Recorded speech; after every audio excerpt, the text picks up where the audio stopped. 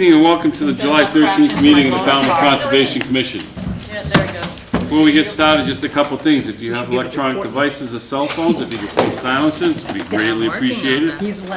Also, if you're here to speak on any of the hearings, and we encourage you to do so, we just ask that you take the podium and give your name for the recording secretary, and then have you say, also, if you're going to go away from the podium, take the mic with you, as if there was a plan or something you were looking at, because we are being recorded by FCTV.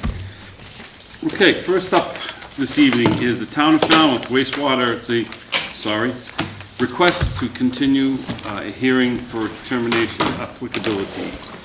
Town of Falmouth wastewater quality management committee, care of Cia Carplus. This is Bay Street, between 131 and 138 Bay Street, and ran Beach Road layout adjacent to 175 Chester Street. Jen. Yes, Mr. Chairman, this is being continued until July 20th, I believe. So moved. Second. Good enough. Okay, so we have a motion and a second to continue to July 20th. Any other comments, questions from the commission? Questions from the public? Hearing none, I'll call for the vote. All those in favor say aye. Aye. Those opposed, no. Abstention, unanimous, so moved. Heather Burke, 207 Grand Ave, Falmouth, Mass. Jen.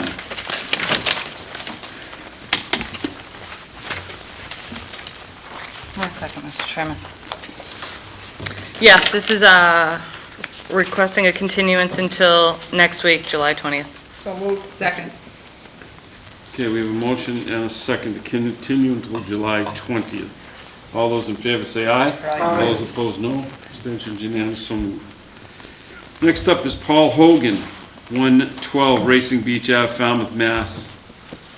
Jen. Again, July 20th. So moved. Second. Okay, so we have a motion by Betsy and a second by Mary to continue till July 20th. All the questions or comments, I'll call for the vote. All those in favor say aye. Aye. All those opposed, no. Abstentions, unanimous, so moved. Okay, a request to continue a hearing under an abbreviated notice of resource area delineation. Nancy Hodder and Kathy Hightower, Gale Ave. Jen. Yes, Mr. Chairman, the applicant would like a continuance until July 20th. So moved. Second. So we have a motion by Maury and a second by Betsy. Any other comments or questions? Hearing none, I'll call for the vote. All those in favor say aye. Aye. All those opposed, no. Abstentions, unanimous, so moved.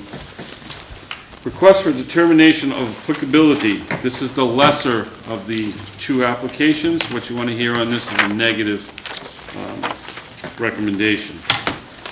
Means you can go ahead with your project. And first up is William and Joan Swift, 333 Mill Road, Falmouth, Mass, for permission to remove non-native vegetation, unpermitted landscape structures, to install native shrub plantings, and provide monitoring reports in order to comply with an expired order of conditions under DEP 25-1607. Jen.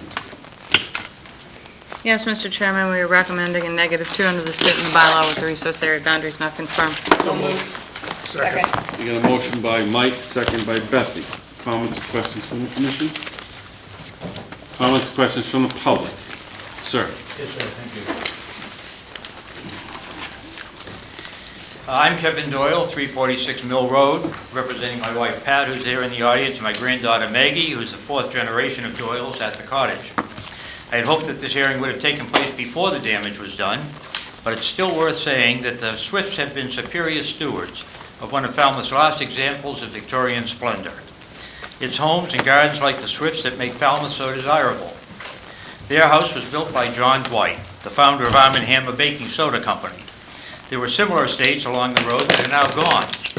The only remaining spot where you can get an idea of how good life was in the area is by stopping in front of the Swifts and admiring the house that they saved and the grounds that they recreated.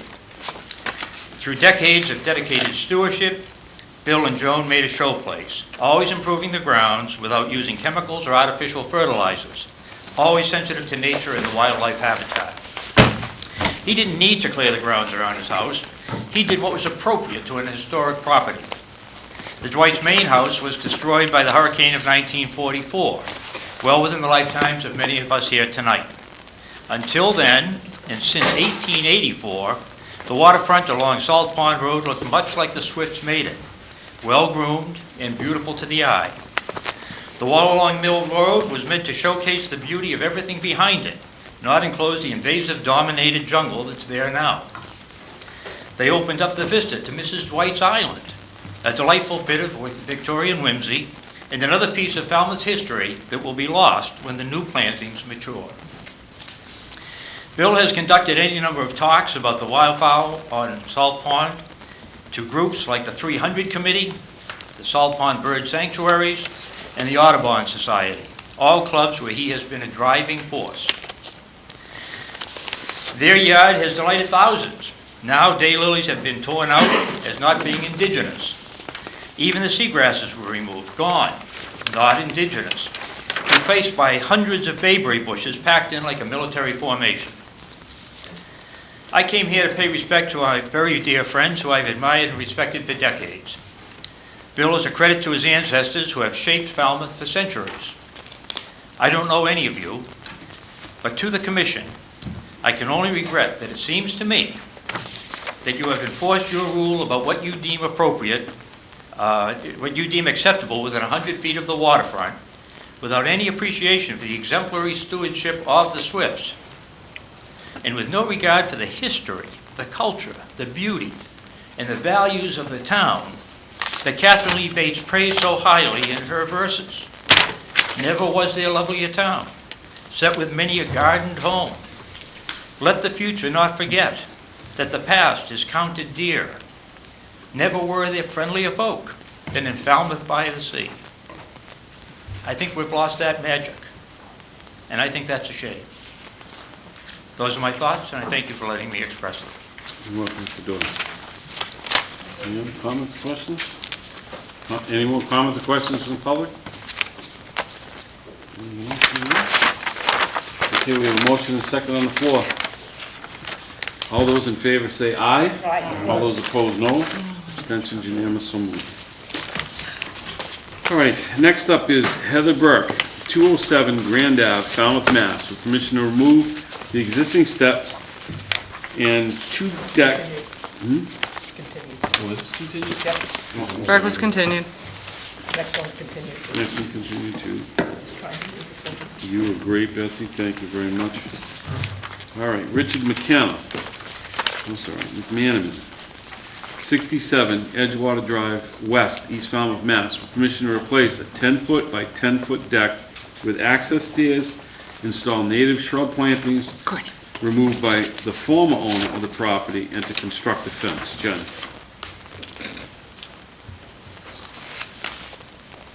Yes, Mr. Chairman, we're recommending a -2 under the state and the bylaw with the resource area boundaries not confirmed.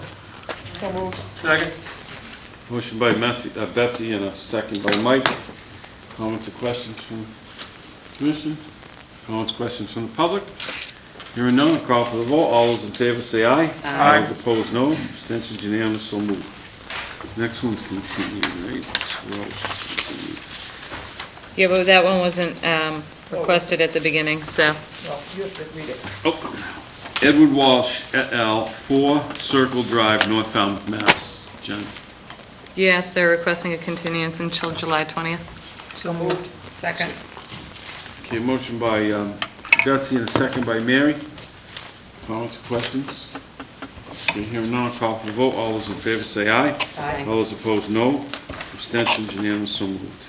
Continue to the 20th. Next up is Luba Gankin, 341 Shorewood Drive, East Falmouth, Mass. With permission to vista prune in accordance with the Falmouth Wetlands Regulation and to remove and replant native shrub species with another native shrub species. Jen. Yes, Mr. Chairman, we're recommending a -2 under the state and the bylaw with the resource area boundaries not confirmed. So moved. Courtney with a motion. Second, Mary? Yes, she seconded. Okay. Any other comments or questions? I just had one question. Why are they taking out natives and putting in natives? They weren't successful?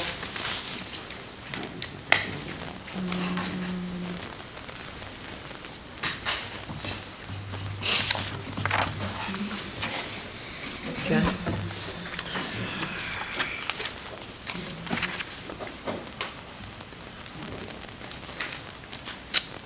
Just they want something more flowering, it looks like. Replacement of the border bushes with some flowering native species, so I think they just want additional color. Okay. Okay, anything else? Comments, questions from the public? Okay, hearing none, I'll call for the vote. All those in favor say aye. Aye. All those opposed, no. Abstentions unanimous, so moved. Lawrence Rudden, 40 Natal Ave, East Falmouth, Mass, for permission to install an 8-foot by 12-foot garden shed and plant native shrub species as mitigation. Jen? Yes, Mr. Chairman, we're recommending a -2 under the state and the bylaw with the resource area boundaries not confirmed. So moved. Second. From Courtney, on the motion, Mike on the second. Comments or questions? Comments, questions from the public? Okay, hearing none, call for the vote. All those in favor say aye. Aye. All those opposed, no. Abstentions, unanimous, so moved. Next up, Gansey Family Realty Trust, 23 Nauset Ave, East, North Falmouth, Mass, for permission to remove an existing deck and a greenhouse and construct an addition with sonotubes to connect the house with a garage, to reconstruct the existing retaining wall, to install a trench, drain / drywall system in driveway, to capture stormwater and the associated clearing, excavating, grading, and landscaping. John? Yes, Mr. Chairman, we were recommending a -2 under the state and the bylaw with the resource area boundaries not confirmed. Second. Courtney, and a second by Mary. Comments, questions from the commission? Comments, questions from the public? Hearing none, I'll call for the vote. All those in favor say aye. Aye. All those opposed, no. Abstentions, unanimous, so moved. Okay, the next is a continued request for determination of applicability. First up is Gerald Conley, 313 Carrot Shop Road, East Falmouth, Mass, for permission to replace the existing patio with a stamped concrete patio, replace the walkway and wooden steps, clear a 4-foot path, and to selectively clear trees, limbs, and brush. Jen? Yes, Mr. Chairman, we are recommending a -2 under the state and the bylaw with the resource area boundaries not confirmed. So moved. Second. Courtney and Betsy on the second. Any comments or questions from the commission? Comments, questions from the public? Okay, hearing none, I'll call for the vote. All those in favor say aye. Aye. All those opposed, no. That's what somebody. Abstention, unanimous, so moved. The next one is continued, that's kind of thorough. Okay, request for a hearing under a notice of intent. All hearings of the Falmouth Conservation Commission are held simultaneously under Rob. the authorities of the Massachusetts Wetland Protection Act and the Falmouth Wetlands Bylaw. Although a single decision of the commission is issued, it represents a separate decision under each authority. And then first up is Keith and Leslie West, 10 Chappaquay Road, West Falmouth, Mass, with permission to install native vegetation to restore freshwater wetland as required under an RDA issued in 2014 to construct a 31-foot 6-inch by 20-foot 8-inch deck, install native mitigation plantings for deck footprint and the associated clearing, excavating, grading, and landscaping. Jen?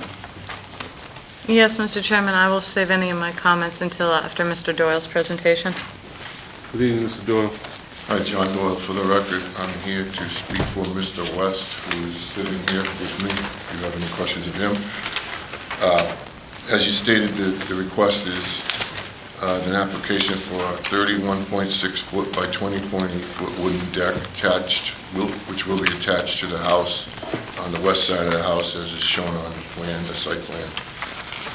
I know you got a lot on your plate tonight, so I'll try to go quickly through this. What happened here is that in this October, November, December of 2014, others under the name of Nate Nominee Trust applied to you to put a new septic system in here because the property was being transferred.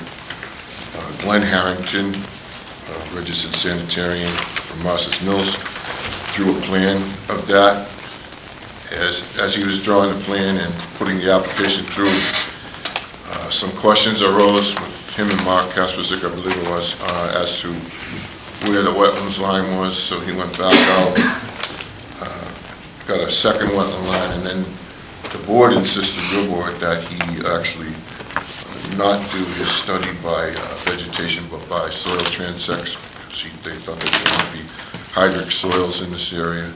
So he did a number of transects through this area at the southeast corner of the property, which is at 10 Chappaquiddick Road, and came up with a wetland line that they stuck with through the remainder of the IDA. This board permitted the plans for the septic system by Harrington on November 12th of 2014. When they did so, they made a condition that at that wetland line, the applicant plant a row of winter berries along that line, and at the line put a post and rail fence so that the mowing that was going on down in that area, which was grass lawn over the wetland, be discontinued. The system was installed in November of 2015 and went through the health department. They got a certificate of compliance. The as-built was filed.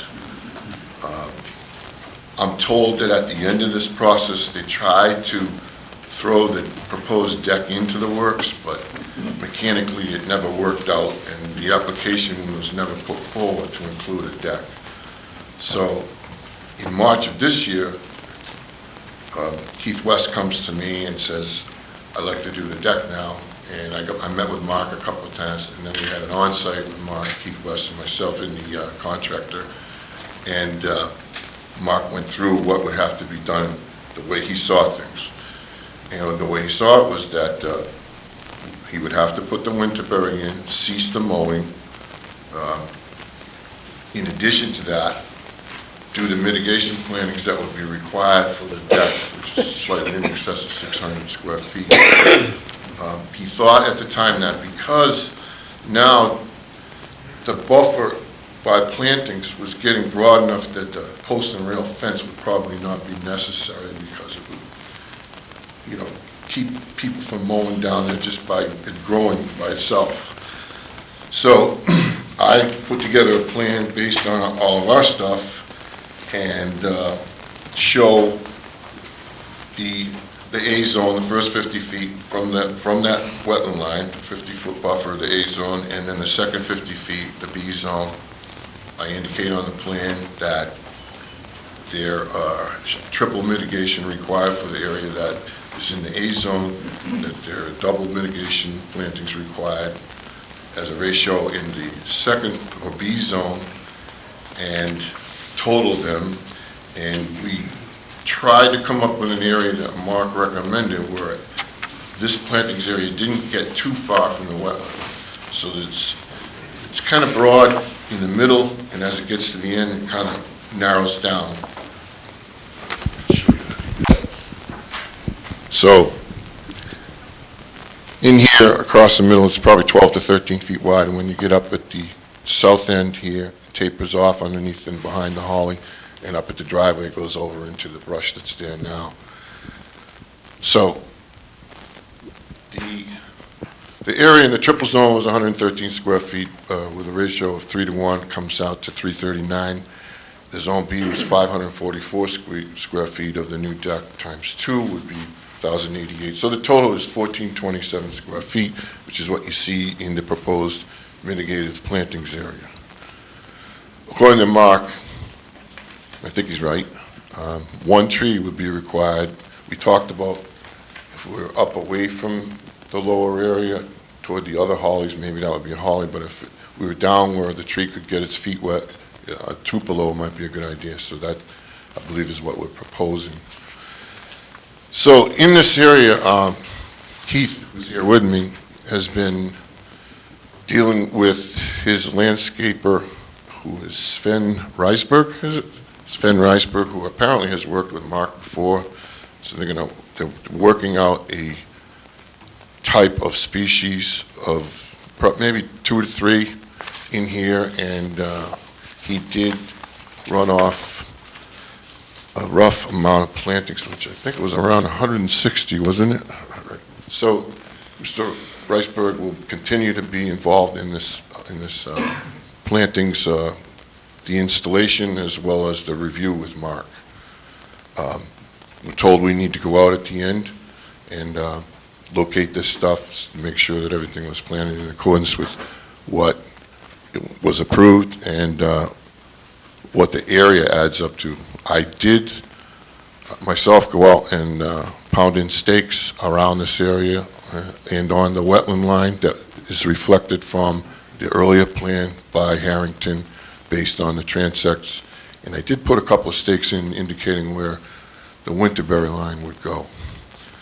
So I don't think I need to talk much more. I think it looked like it was pretty cut and dry, but if you have any questions, I'd be very happy to answer them if I can. Jen? Yes, Mr. Chairman, it seems to be a very straightforward project. The only recommendation the staff would make is that all the plantings need to go in prior to the deck being constructed. I mean, obviously, the requirements of the RDA were never met, so staff would strongly recommend that all these plants be installed prior to any work on the deck. And we will probably condition spacing and plant species. And if the applicant would like to change the plant species at that time, we can discuss it. But we'll come up with some appropriate species for that area. Okay, thanks, John. Courtney? No questions. Kristen? No question. Lori? No questions. Mike? Question. Betsy? I'm sorry, but I have a question. Sure. So this area behind the Winterberry, that's now lawn, is going to be just Allowed to regenerate into a wetland area, yes. Well, then I have a suggestion, and that is that between the neighbors next door and the neighbor behind, there's a lot of invasives.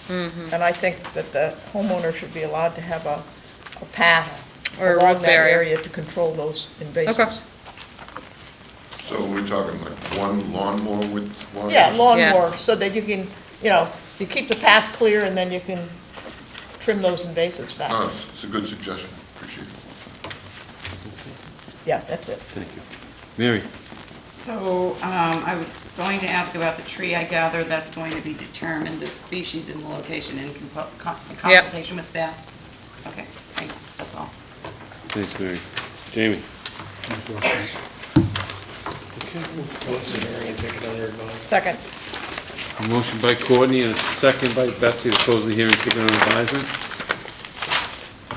Any other comments or questions from the commission? Comments or questions from the public? Okay, hearing none, I'll call. I do have a comment. Mr. Doyle, your plans are always so nice and precise. I enjoy getting your plans. Gonna make me blush.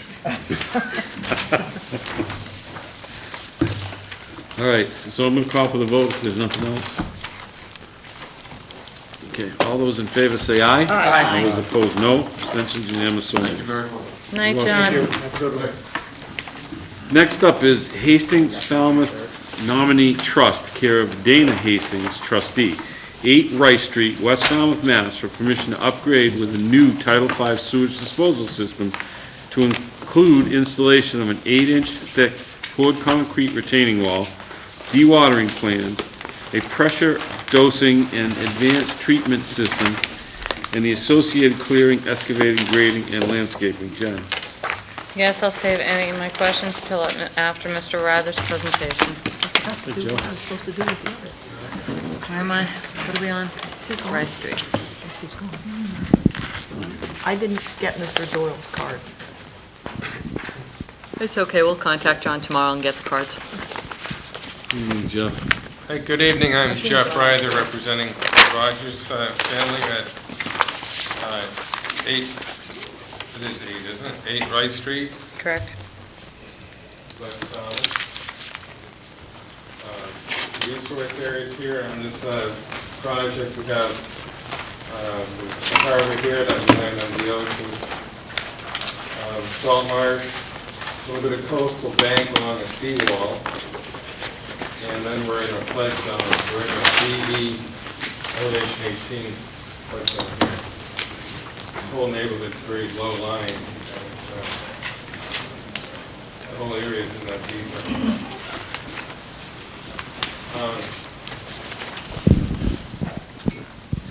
So tonight's presentation here is going to focus on a septic upgrade. There is currently a cesspool in the Rice Street layout. It's in their half.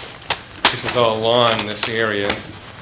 That will be pumped empty and then filled with sand.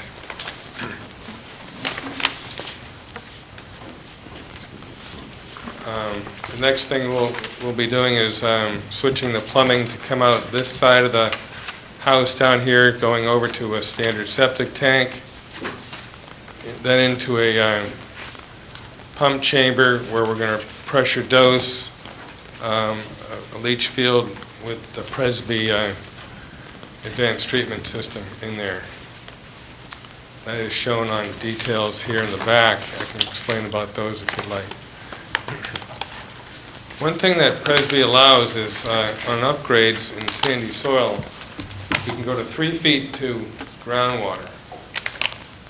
And it's approved by DEP with that design. What that allows us is to bring the wall that surrounds this leach field down by a couple of feet. So otherwise it would be up 4 to 5 feet. Now we're going to be down around 2 feet with a little bit of fill in the face of this. Again, this is a tank, pressure dose tank here, and then the leach field. We do have a temporary dewatering station here for the installation of the tanks. The wall footing is above high groundwater, so we have no issues with groundwater there, but both tanks will probably be installed at low tide, but will probably still be partially in groundwater. I did the buoyancy calculations. I believe they're in the notice. We have the limit of work up here. We don't want to go beyond that. We want to be able to put some soils in this area for backfill.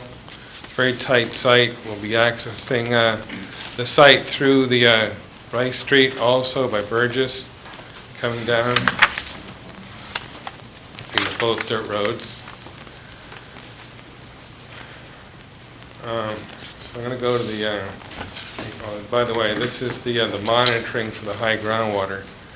If you went to the site, you would see that there's a 4-inch pipe sticking out of the ground, perforated. So we did get those figures at a high tide, or during a moon high tide. So anyway, the profile is basically, here's the house, control panel, tank, pump chamber, pump up to the Presby field, and then into to the water down below. Standard soils for this area is coarse sands and gravel.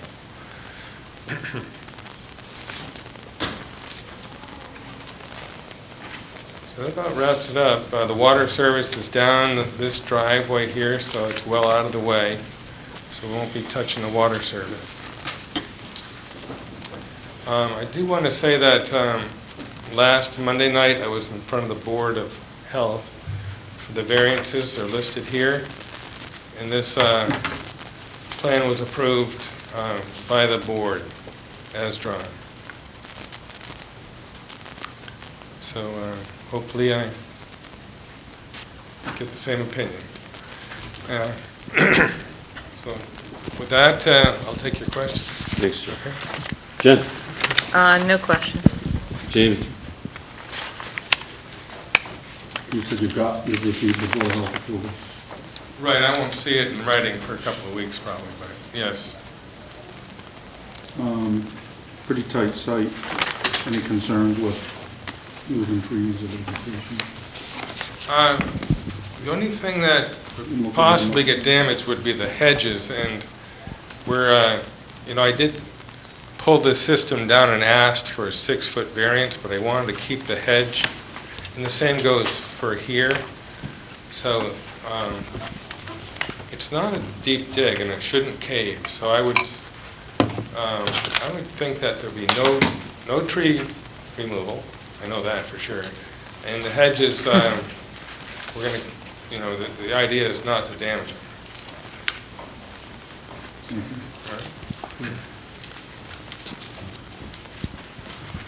What's that, Jimmy? Thanks. Mary? Jeff, is the existing septic on the plan? There's a cesspool, but it's in okay. the road layout. Right. It's kind of a funny place. We found it by metal detector. Okay, so hence the Probed down and hit it, rerouting. but, yeah, it's going to be abandoned. Right. There is a little gap here. This is going to have to be done by wheelbarrow. So there's some handwork on that one. But there's a gap between the garden and the hedge right here. Okay, that's all. Thank you. Betsy? No questions, thanks, Jeff. Mike? No questions. Maureen? How are they going to pump questions, Jeff? By any chance, was there any consideration for denitrifying system here, since this is a nitrogen-sensitive embayment that has been going through the Buzzards Bay Coalition for upgrading to denitrifying systems in this area? Well, I was asked by the owner to just do what I thought was best for this site. With a denite, I would have to provide the 5-foot separation to groundwater. And again, this is already going to be an eyesore at 2 feet. Although I do have a capstone shown around it, and they can probably face that wall, but a 4 to 5 foot wall would just be a little bit much. So they didn't ask me to look into that. We did talk to it about it briefly, but this system, if you look at some of the details, it does have some fiber mats around the piping. It's also in its own what we call system sand, which is a sand that has a lot of common grain sizes and air spaces. So it does provide a small amount of denitrification, even though it's not permitted for that. So it's not like some of the best units out there, but we already have 2 tanks out there. There are systems out there that require splitting up the black and the gray. That would put a 3rd tank in the yard. I think we've done a good job here. A lot of work's gone into this. Well, my major concern, Jeff, and 18 people have stepped up to the plate to clean up West Falmouth Harbor. This is getting a variance to groundwater. A Presby does not do any nitrogen remediation that's accepted by anybody, by the Board of Health or DEP. I mean, it might have sand there. All a Title V does is it gives a standard for separation of groundwater, which you've asked for a variance to a Presby system to not even be, now you're only 3 feet to groundwater instead of 5. So all you're really treating is bacteria. You're not treating any nitrogen. Snug Harbor is one of the most damaged nitrogen areas in West Falmouth Harbor. This house is a perfect candidate for a denite system, and you only need 2 tanks, whether it's an eliminite or a hoot. You're putting 2 tanks in. One of them could be a hoot or an eliminite tank. And I just feel very strongly with the efforts that are being put forth by this town to denitrify these embayments, and this particular one being the worst in West Falmouth, it would be prudent to go down that avenue. And I am really shocked that the Board of Health, who has been supportive of all of these other program, people that are on the program to upgrade to denitrifying systems, which they have already found that it has been working this summer with the testing that they've already done. And I've never been a huge candidate for some of the old systems, the old, biolets and things like that, but the Hoot and the Limonite are really showing wonderful results. This is a perfect candidate for it. And you would need less of a leaching field if you used either one of those. So you'd have more room to work, and you would have a better outcome for the harbor. And I know that it's ugly with a concrete wall. I don't think we're here for aesthetics. We're here to protect the environment. And there are a lot of ways to make it attractive. They have hedges there. They could plant a hedge in front of it. They already have a 7-foot hedge on the backside, 6-foot hedge. So they could put a hedge in the front of it to make it go away if they wanted to. But I'm very strong against it. The rest of the board probably isn't. But I got on my soapbox for West Falmouth Harbor. Thank you very much. I think you should have worked harder to denitrify. Thanks, Maureen. Kristen? No comments. Courtney? I'll second Maureen's comments very strongly. I think you ought to rethink this. Lee? You all set, Courtney? I'm sorry. That's it. Okay. Mike? Nitrogen is a watershed problem, and wouldn't add burden to a person in a zone. I don't think it's appropriate. I'm perfectly comfortable with this. The town has made the decision as to where it goes and where it doesn't, and to single out people who are in our jurisdiction and have us put additional burden, I think is inappropriate. Can I make one comment? The only reason this cesspool is being upgraded is a house sale. It would continue to be a cesspool, which I don't even know what it is in groundwater. I don't care whether the house is sold or not sold, it's an improvement. We're taking the cesspool out. How are you improving it? Could you explain? Because you're taking the cesspool out. What's the difference with this? If the cesspool isn't in groundwater, you're not doing anything bacteria-wise or nitrogen-wise. If you honestly believe that that cesspool is as effective as Title V is, I don't agree. You're 2.5 feet to groundwater. We don't even know what the base of that cesspool is. It could be 5 feet to groundwater. It could be 4 feet to groundwater. Anyway, I'm not going to debate that. We'll debate that when we debate. That's fine. Can I just make a comment? Sure, Betsy. My comment is, Jeff, you see that there's some angst on the board, and I would not want to mislead you. If you would want to ask for a continuance, I would suggest you do it. If you don't want to ask for a continuance, that's your choice. Well, you put me in a jam here. There's a lot of systems that are not up to par, and not up to this standard even, out there. And this board's approved dozens, maybe hundreds of upgrades. And I know that, the West Falmouth Harbor needs an upgrade itself. There's a lot of issues, but, I don't think it's wise to pick on just one person or, the way I look at it is if you ask everybody in the neighborhood or everybody around the whole harbor to take care of this, then it makes sense. But right now, I think Maury said there was 18 or so out of 100 or so. I'm not sure how well it's, when you look at the big picture, does it really work? Can I comment on that? Sure. I think the goal of both the Village of West Falmouth and the Buzzards Bay Coalition is to try to continue that grant program, so that there will be, there was 20 for the first, but they're going to try to get additional funds. That's the first I've heard of that, but that's fine. That's what Everybody that is in that jurisdiction were asked to get on board. Nobody mentioned to me to design them a D-night system here. Jeff, you have a choice. You have a choice. You can either close the hearing, or request a continuance, and your next available hearing would be August 3rd. I mean, that's your choice. It's on the table. I'll let you vote it out. I make a motion to close the hearing, take it under advisement. Second. Motion by Laurie, second by Betsy. Any other comments or questions from the commission? Comments, questions from the public?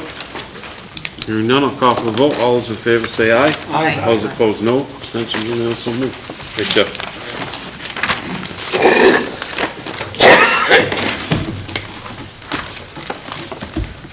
All right, next up is Lawrence Bertie, Lot 1, Ryder Road, map 04-03-004-001, North Falmouth, Mass, for permission to construct a 4-bedroom, single-family house with attached garage, covered porch, screened porch, sunroom, bulkhead, to install a Title V sewage disposal system, outside shower, driveway, dry well, utilities to regrade, and the associated clearing, excavating, grading, landscaping. Jen? I'll save any of my comments until after Mr. Borselli's presentation. Okay. Yeah, we don't have a DEP number, so let's not make the mistake to close this. No, you don't have a DEP number. Mike, did you get one by the end of the day? No, I No. checked on Okay. minutes. Yeah, the next two do not have DEP numbers.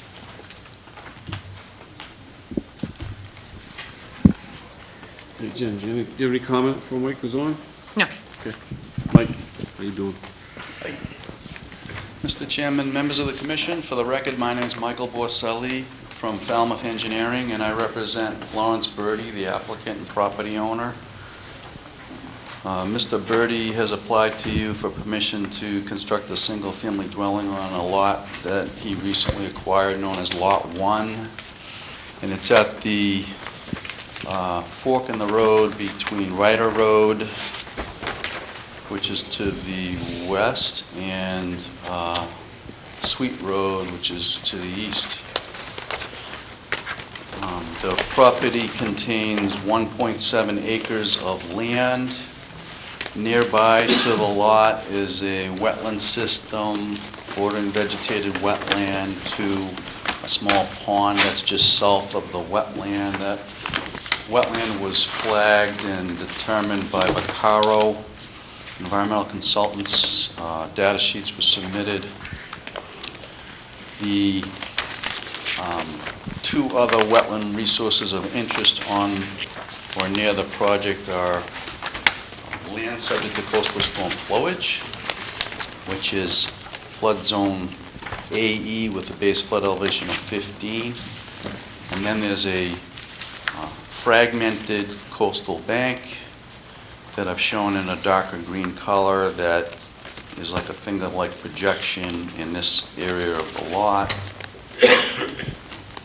And that fragmented coastal bank is limited to only this section of the landform. It actually diminishes when you go north and east of the property because the topography changes and flattens. So the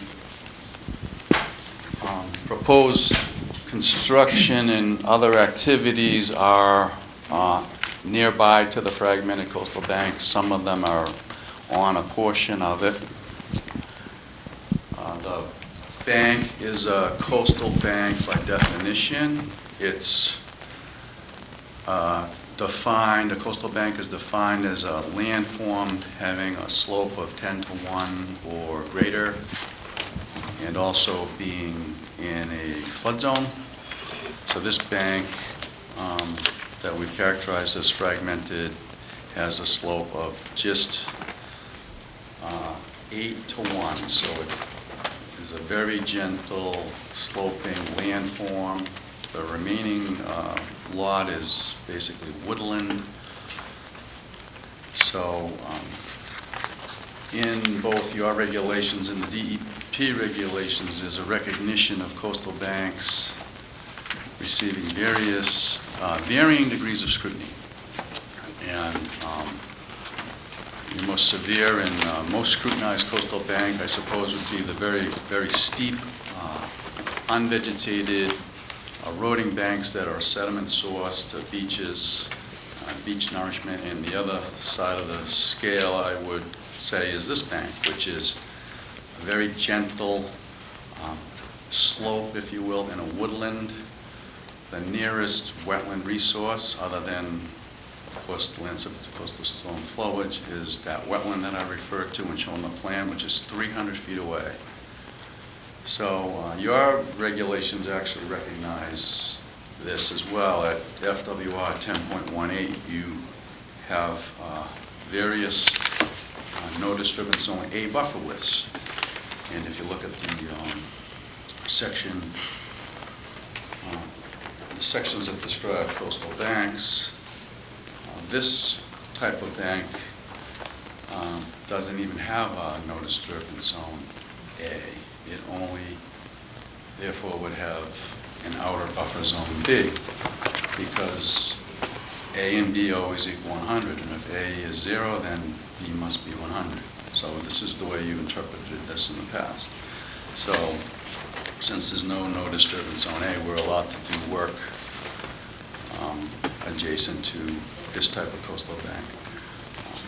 I submitted in my application, in the narrative, a description of overcoming the presumptions of significance and how this would overcome the presumptions of significance. In a very simple way, this landform, basically, its interest is it provides storm damage prevention and flood control. And it does that simply because it's elevated, meaning it's a vertical barrier, or it would retain floodwaters.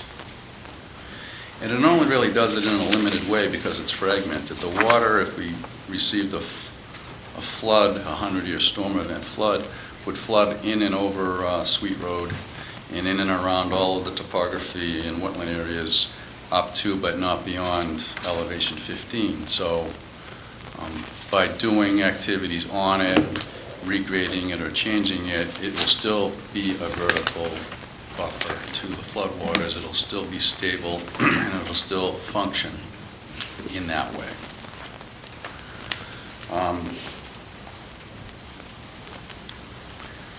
The only other interest it could have is if it were a significant wildlife habitat, and in this case it's not. It's not priority habitat or estimated habitat for wildlife. So the proposed project in general is construction of a single-family dwelling, and it's shown on this plan in a tan color. It's been designed by Denise Benoli, the architect, who's here tonight, if there's any questions for her. It's been placed in a location on the site that tucks it up into this corner as far as would be allowed by zoning setbacks.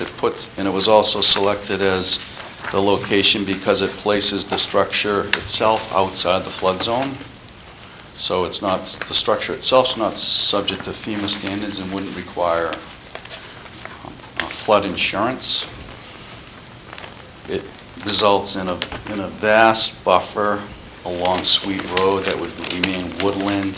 So the buffer to this wetland resource would be in excess of 200 feet. There's a proposed Title V septic system shown on the front side of the house as close to Ryder Road as it can be placed. We tried to work with the topography and stay as high as we can on the landform to provide as much separation from groundwater as possible. There is some regrading on this side due to the nature of the house construction. It's in the landform in itself. It'll allow for a gentle slope along the back. And we show a limit of work, so there will be some alteration and clearing. We're proposing dry wells for roof runoff. And I think we've done our best to concentrate the development into one area. Mr. Chairman, if it's necessary, or if commissioners would like me to go through the narrative sections on overcoming overcoming presumptions of significance, I'm happy to, but I think it's spelled out I if think you it's read been it. read. I think everybody's read it. So I think, I think that pretty much sums it up. Unless there's specific questions about overcoming presumptions of significance, or any other questions, I'm happy to answer them. Thanks, Mike. Jen? Yes, Mr. Chairman, I did have some concerns over the fragmented bank, but I've addressed those in my mind. So, Mike, basically, I just wanted to make sure that that landform didn't wrap around, it was greater than what you showed. But, so we looked at the topography on the adjacent lot, and it does break, so Yes. that's what I'm getting at. So other than that, I don't have any questions. Betsy? No questions. That was Betsy, not Courtney. Betsy. Oh, I'm sorry. It's okay. He just thought you were Thanks, going Courtney. this I way. will do it. But I do have a question, Courtney. So basically, this is pretty straightforward, you laid it out. But I do have one thing that bothered me a little bit, and it's the engineers in town who are wildlife experts. Your statement that the coastal bank provides no wildlife habitat value. Maybe I should. I can tell you there's plenty of wildlife habitat value there. Do you want me to tell you the birds that I saw there today? No, I defer to you, Commissioner Gladfelder. I was making a suggestion because I looked at the priority habitat maps. There's no endangered wildlife habitat. So it was probably a strong statement that, I guess there's limited. It was. You know, those are like red flags for me. Don't make that mistake again, Mike. But other than that, it's a nice project. Oh, I do have one other question. Do you have cut and fill counts? Yeah, well, I actually put them in a narrative. Oh, I did read the narrative, but that's okay. If they're there, I don't need it. 150. Yeah, Add, I did that so I'd remember more than for you. so- yeah, because you figured somebody would ask. Yes. Right.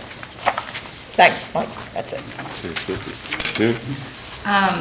Granted, there's no A zone, but don't we still have a mitigation requirement for No. alternate zone? We don't. In this kind of case, it's just they have to, well, and Make it's an impossible. improvement. They have to make an improvement, Right. and there's no way All right. when it's a clear lot. Yeah, if you look at 10.18 in detail, you can alter, if you do have an A zone, like we usually have, you can put your limit of work right at the boundary of A and B. Right. And you can alter into the B. I'm only in the B, but not in A, unless, of course, the A's already been altered. And then you can do things, but you have to mitigate for it. But we have no A. That's all, thanks.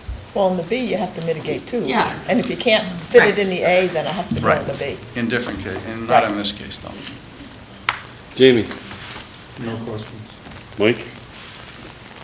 No questions. Maureen? Mike, what's the well for? Actually, there's no town water, so it's for drinking. Okay. Second question, what's the first floor elevation, just so I can...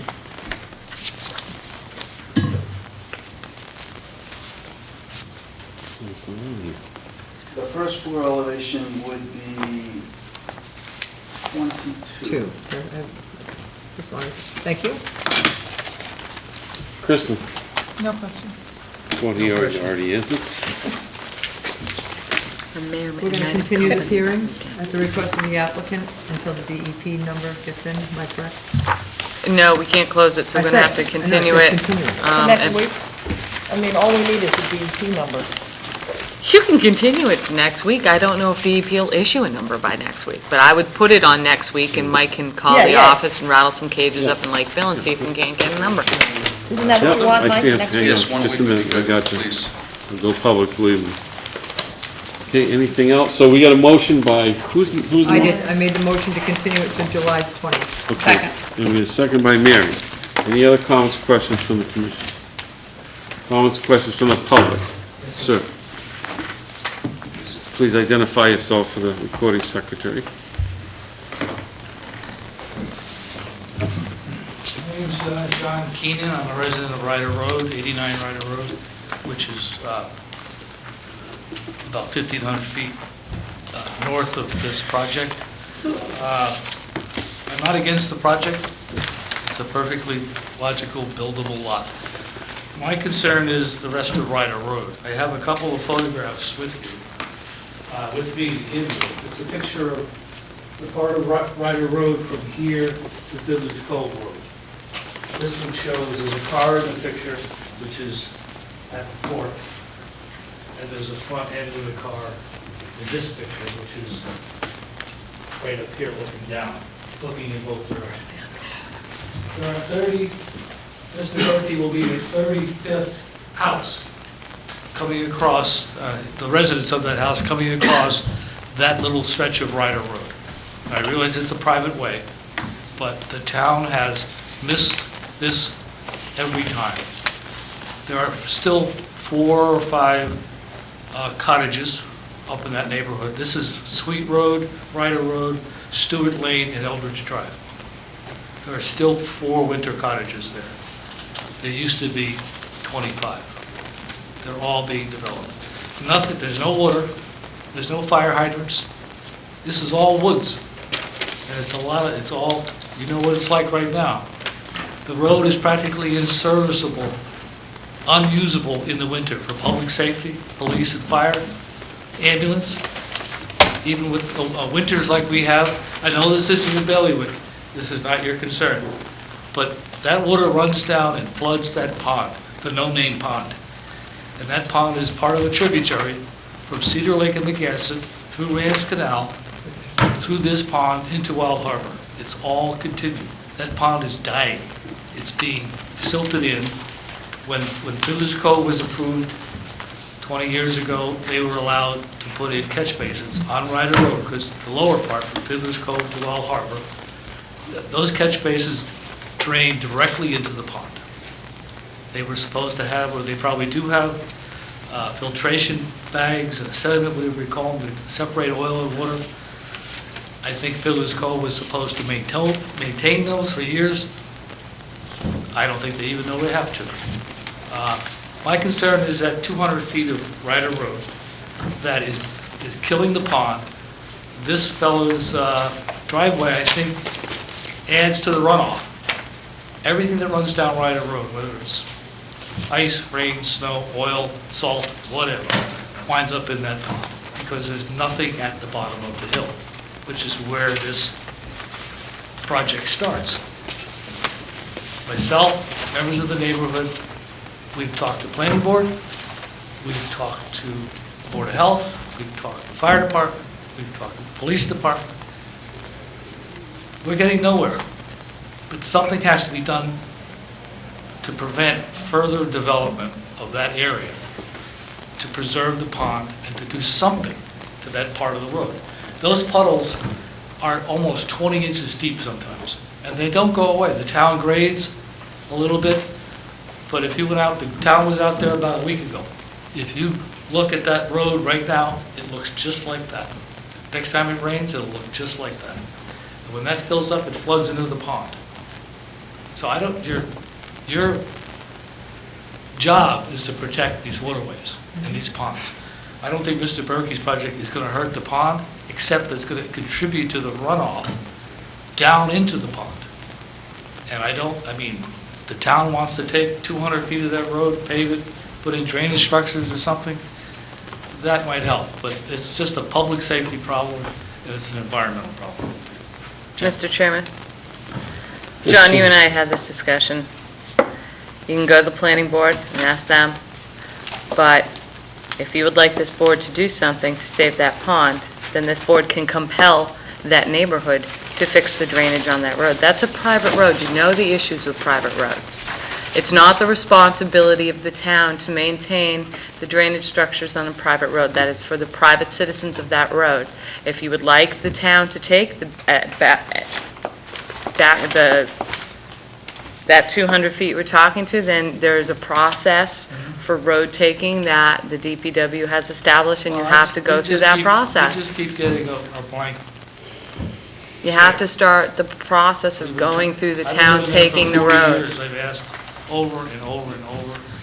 And the pond is bordered by Wild Harbor Road, the paved portion of Ryder Road, the Fiddler's Cove Road and Sweet Road. What I can tell you, John, is that if you go to the town and tell them to put the drainage structures in Ryder Road, they're going to say that it's a private road and it's the responsibility of the residents.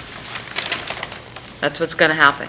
So if you want the road to be taken, you have to go through the road-taking process. Well, I would just ask Or the- get the residents of the neighborhood involved and come up with a road maintenance I would plan. just ask the Conservation Commission to use its power, I guess, to try to stop development on that road until something's done to the road. That's all.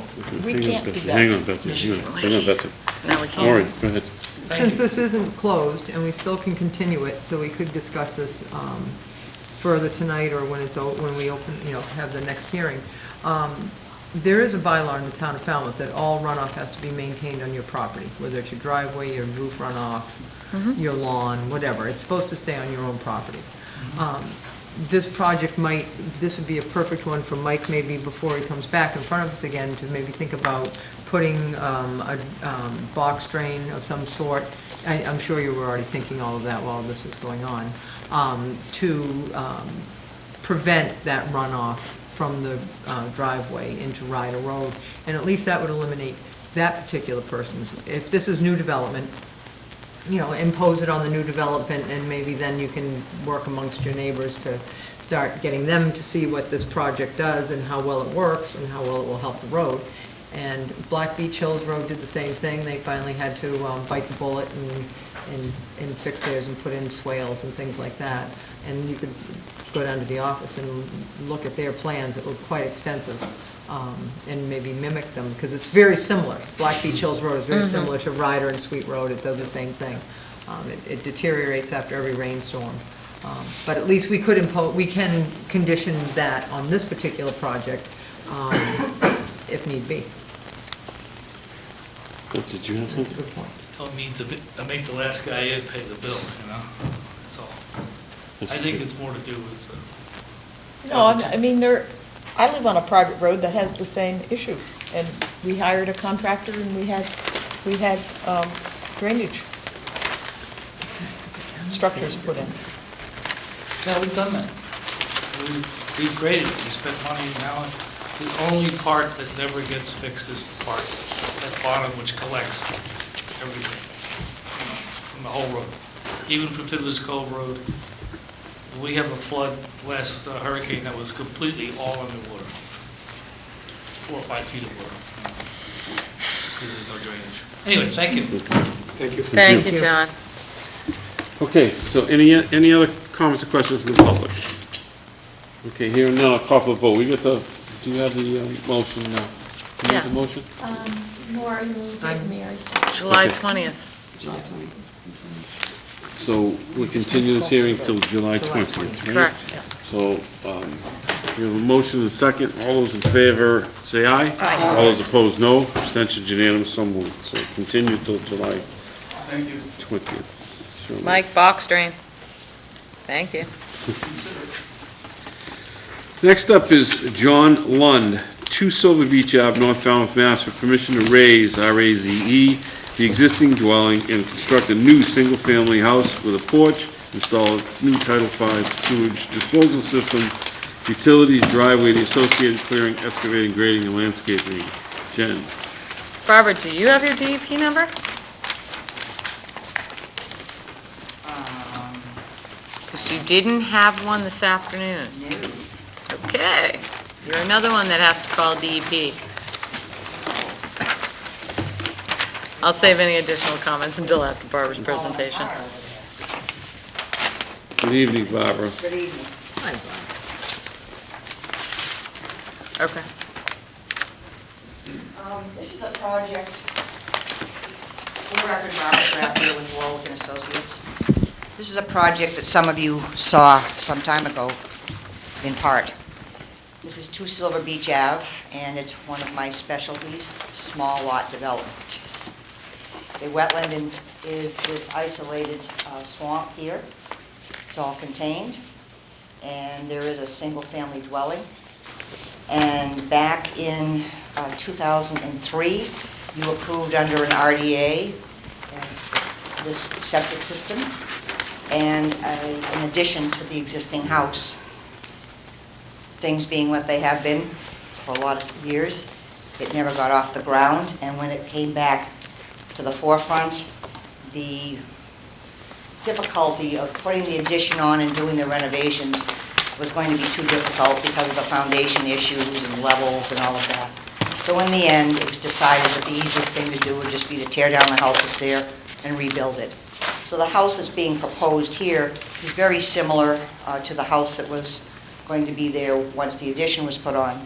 As you can see, I have it in red, the existing house with the existing porch and this patio here, and the new house outlined in blue with the front porch here. This patio will be removed. It's moving a couple of feet farther from the property line, but aside from that, it's almost identical. We have a limit of work established here. Again, this is the same septic system that's always been proposed, and we are proposing to put in 3 trees.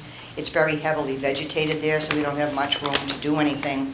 There is a total increase in footprint in the B buffer of 96 square feet. So we are putting the 3 trees, and again, we're not moving any closer to the wetlands than what's already existing. And I guess that's about all I have to offer for the moment. It's pretty simple. If you have any questions, I'll be happy to answer them. Thanks, Barbara. Jen? No questions. Mike?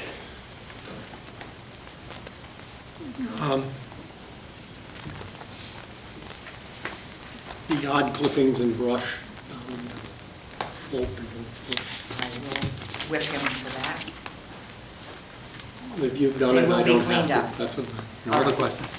They will be cleaned up. Okay. Maury? That was the only question Mike asked, thank you. Kristen? No question. Courtney? The new septic system that was approved earlier, that was installed? No, it has nothing's been done. Okay. It's all going to be done, under the notice, under the order. No other questions? Thanks, Courtney. Betsy? No question. Thanks. Mary? No questions. Jamie? Okay, so no DEP. Required to get a variance for that sideline? We're not making it more non-conforming, so I think it's something, we're making it less non-conforming than what's there. But you're tearing it down, that doesn't, They don't hold you to the, good thing. I know, because they'd be pretty much screwed if that's what they had to do. You're welcome. Would you like a continuance till next week? Oh, I guess I'll have to have that for my DEP. You're here anyway with us I then. know. At the request of the applicant, we'll continue this to July 20th. Second. Any other comments, questions from the commission? Comments, questions from the public? Okay, hearing none, call for the vote. All those in favor say aye. Aye. All those opposed, no. Abstentions, unanimous, so moved. Thank you very much. Thank you, Barbara. Thank you. Thank you, Barbara. Next up is Joanne Delapapa, or Delapapa? Delapa? Delapa. Thank you, ma'am. 418 Minot Road, East Falmouth, Mass. For permission to repair and replace the existing dock under DEP 25-486 and the previously constructed unpermitted fence to pursue Chapter 91 permitting and the associated excavating and landscaping. Jen? Yes, Mr. Chairman, I have a couple of comments I'll make, but I'll do it after the applicant's presentation. Okay. Sir? Great, good evening. So for the record, Scott Goddard, wetlands consultant from Goddard Consulting, representing the owner, the Delapa family. This is the site locus for number 418. We have a DEP file number, so we got one there, 025-4209. The site is what's shown here outlined. So the quick summary of the background here is that this development of this lot, which included a house, surrounding yard and accoutrements with a dock, was approved for construction by the Conservation Commission in 1983. It was a very old order of conditions with a 400 range number. And We recently filed a request for a certificate of compliance, trying to close out that old permit. I met on site with Jen and discussed sort of the permitting strategy that might make sense to go forward. And what the impetus of that was the need to repair the end of the dock. So if you've driven down the street, you may have seen the dock. It looks like this right now. So that's a picture of the end of the dock. So the ramp here is kind of fallen into the water. The float, which currently sits on the side, is right here.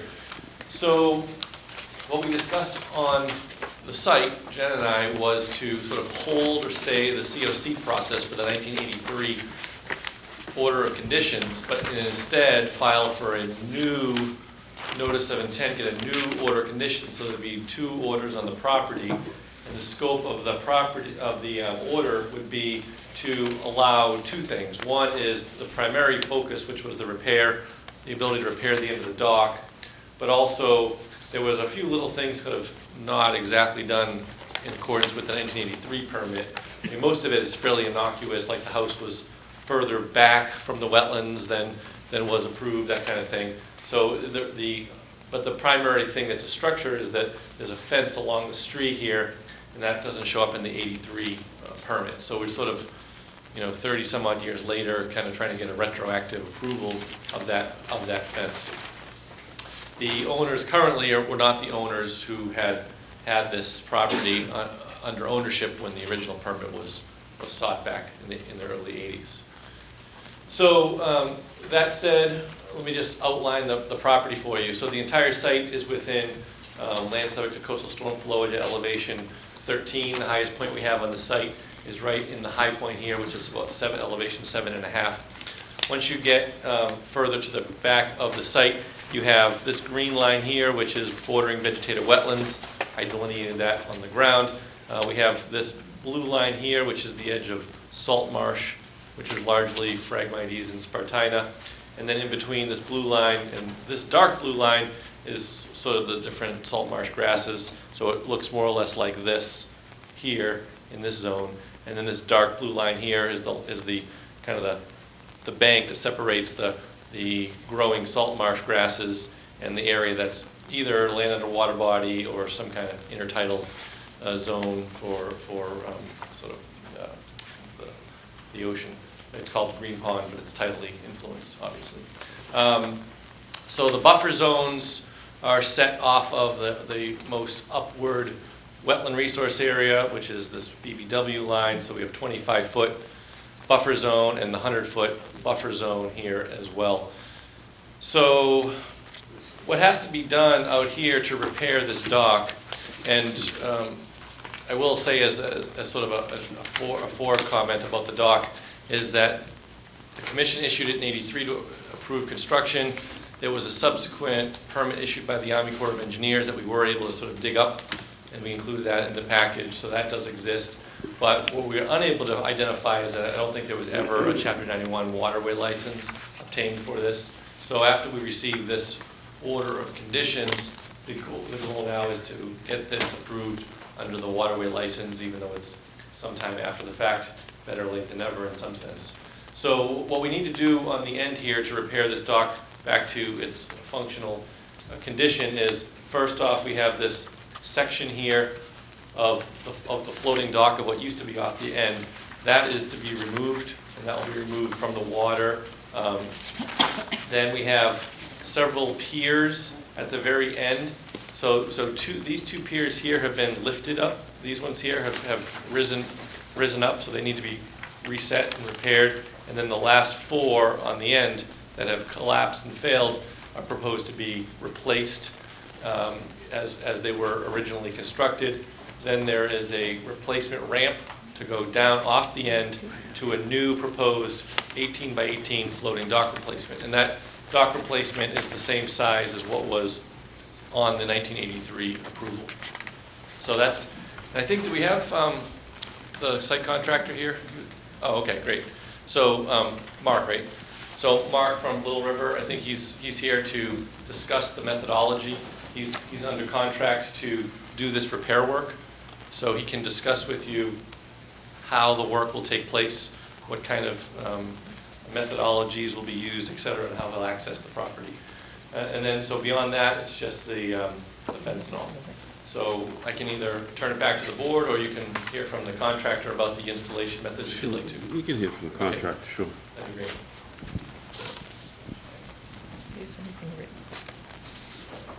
Good evening, ladies and gentlemen. Mark Burtis from Little River Dock Construction and Management. I did this dock about 30 years ago. And it never had an issue until the winter that we had, two winters ago. And it looks like just the front of it was jacked by the ice. I think what happened, I'm not sure, is that the poles that secured the float probably were jacked up first. The float was driven by the ice and by the wind up against it, and just with the ice that had formed in it. For 30 years for the thing to stay in and never have an issue, there had to be a great deal of force against it. I don't know. So essentially, it's not uncommon for me to have docks that were actually issued permits by the Corps of Engineers that don't have DEP assigned to it. And I actually do RDAs for that in Mashpee. I have several of those that I've done that don't have DEP notification or numbers on them. They let me replace and rebuild those in kind under RDA, but they're assigned a DEP number after that reconstruction is done. I refiled under RDA, and they let me move forward and still replace and repair the dock, even though it didn't have technically DEP number assigned, because the Corps of Engineers, I worked for Mr. Stivalata at the time, who's got several properties in Falmouth Harbor.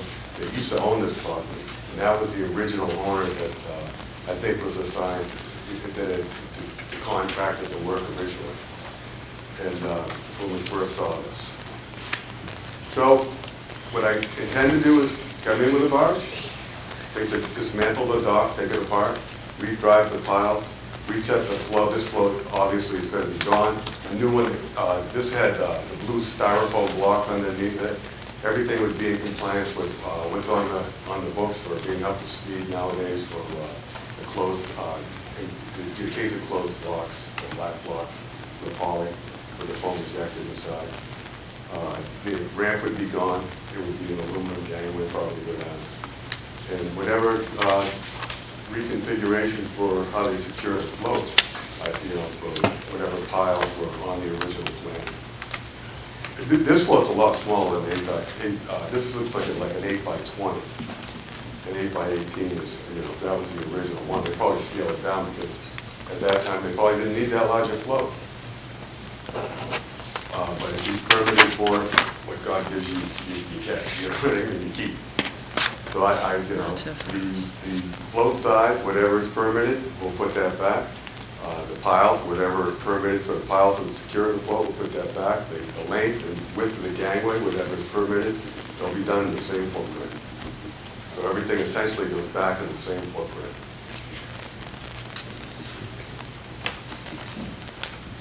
That's it? That's it? That's it. Okay. Okay. Anything else from you, Any sir? questions? That's good for now. Well, hang on a minute. Jen? Just to give the board a little background on this, the board approved this in 1983. The Delapas, or someone, this letter is addressed to the Delapas, in May of '87, applied for a dock permit and was denied by the town to build it because they didn't have the proper permits in place by the building department. In March of '88, the town noticed the dock was constructed. So the letter from the town was issued in '87.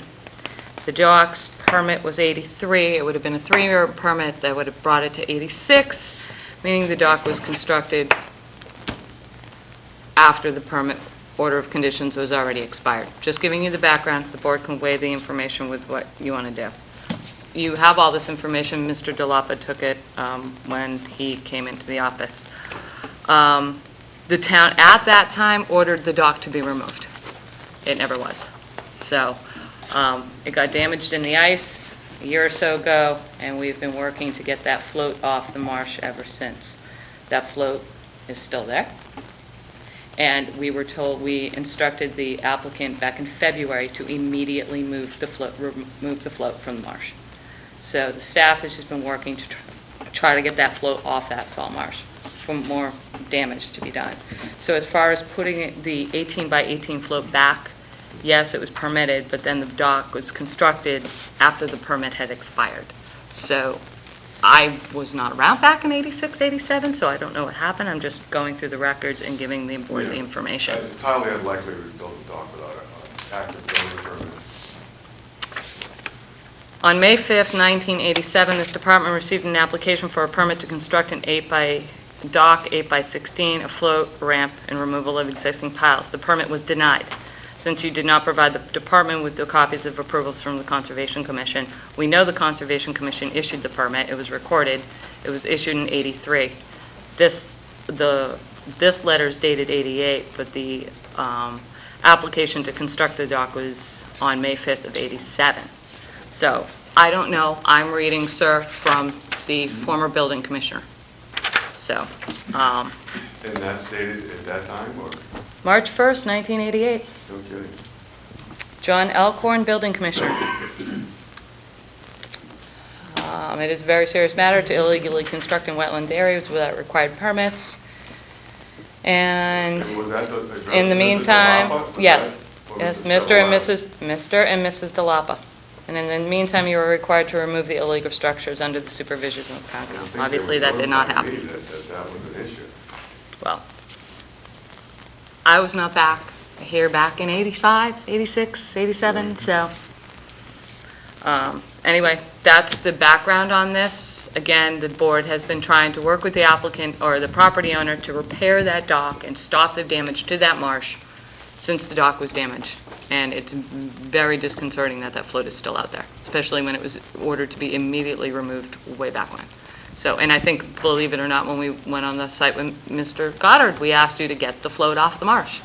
It's still It there. wasn't there for a period of time. I think the harbor master dragged that thing up. We're glad to, finally have this before you to make sure that can all get done. I understand that, but we also asked for it to be done before, so Sure. it needs to be done. But I do think we talked briefly at that site walk too, and knowing that the float removal was gonna need a barge, that I believe I suggested that we could just lump it all in as to one effort rather than to go there piecemeal. So that's why we included it in this effort. So we're There's just trying to your clean up information. an old mess, and doing the best we can to kind of put some old pieces together and get us something that's operational and permitted, so. There's the background. It's extremely visible.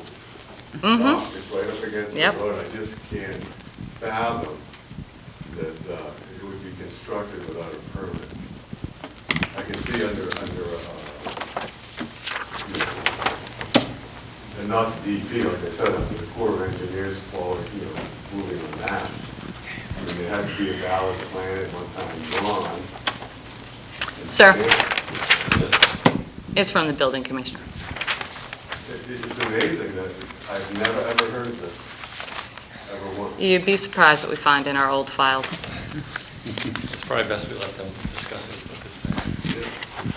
Everybody They would've stop notified me, talking. though. I think I would've got a notification. I know. It's unusual. Courtney. Gotta fix the My own dock. feeling is that we've got a dock that's not permitted legally.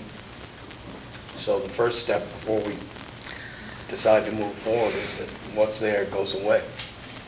I would say also that there's a fence, is that correct? That's not permitted? Yeah, but so right now, Courtney, they're going to approve the fence, and they're going to get a new order of conditions for the dock that was out there, as requested by your staff. In order to repair the dock, we asked them to file the notice of intent because the dock was too far damaged. The board can make the determination whether or not it's a legal structure or not, and whether or not you'll allow it to be repaired or removed. I mean, that's basically where you're at. But we at least got to this point where you have a plan in front of you. I mean, But we don't have information to make that decision.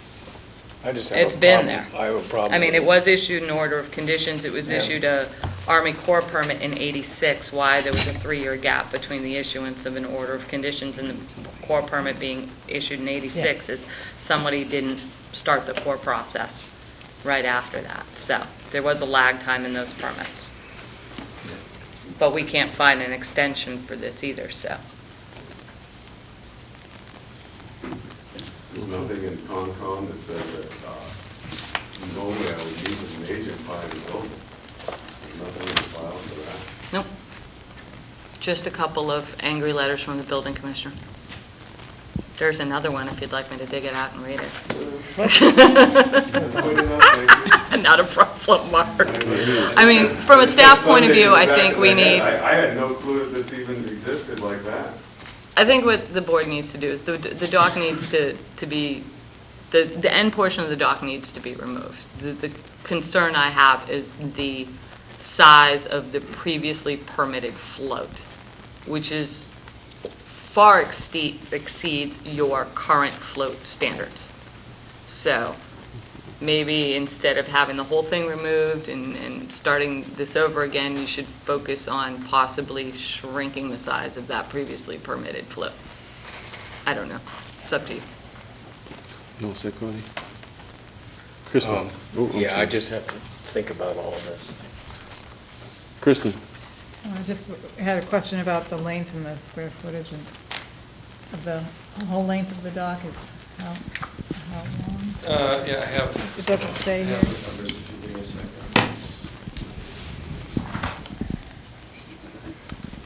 I actually worked for the engineer that drew the original plan.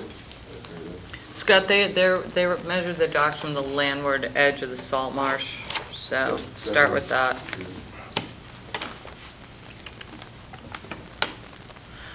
Oh, it doesn't count all the way up onto the, Kristen, the entire structure looks like it's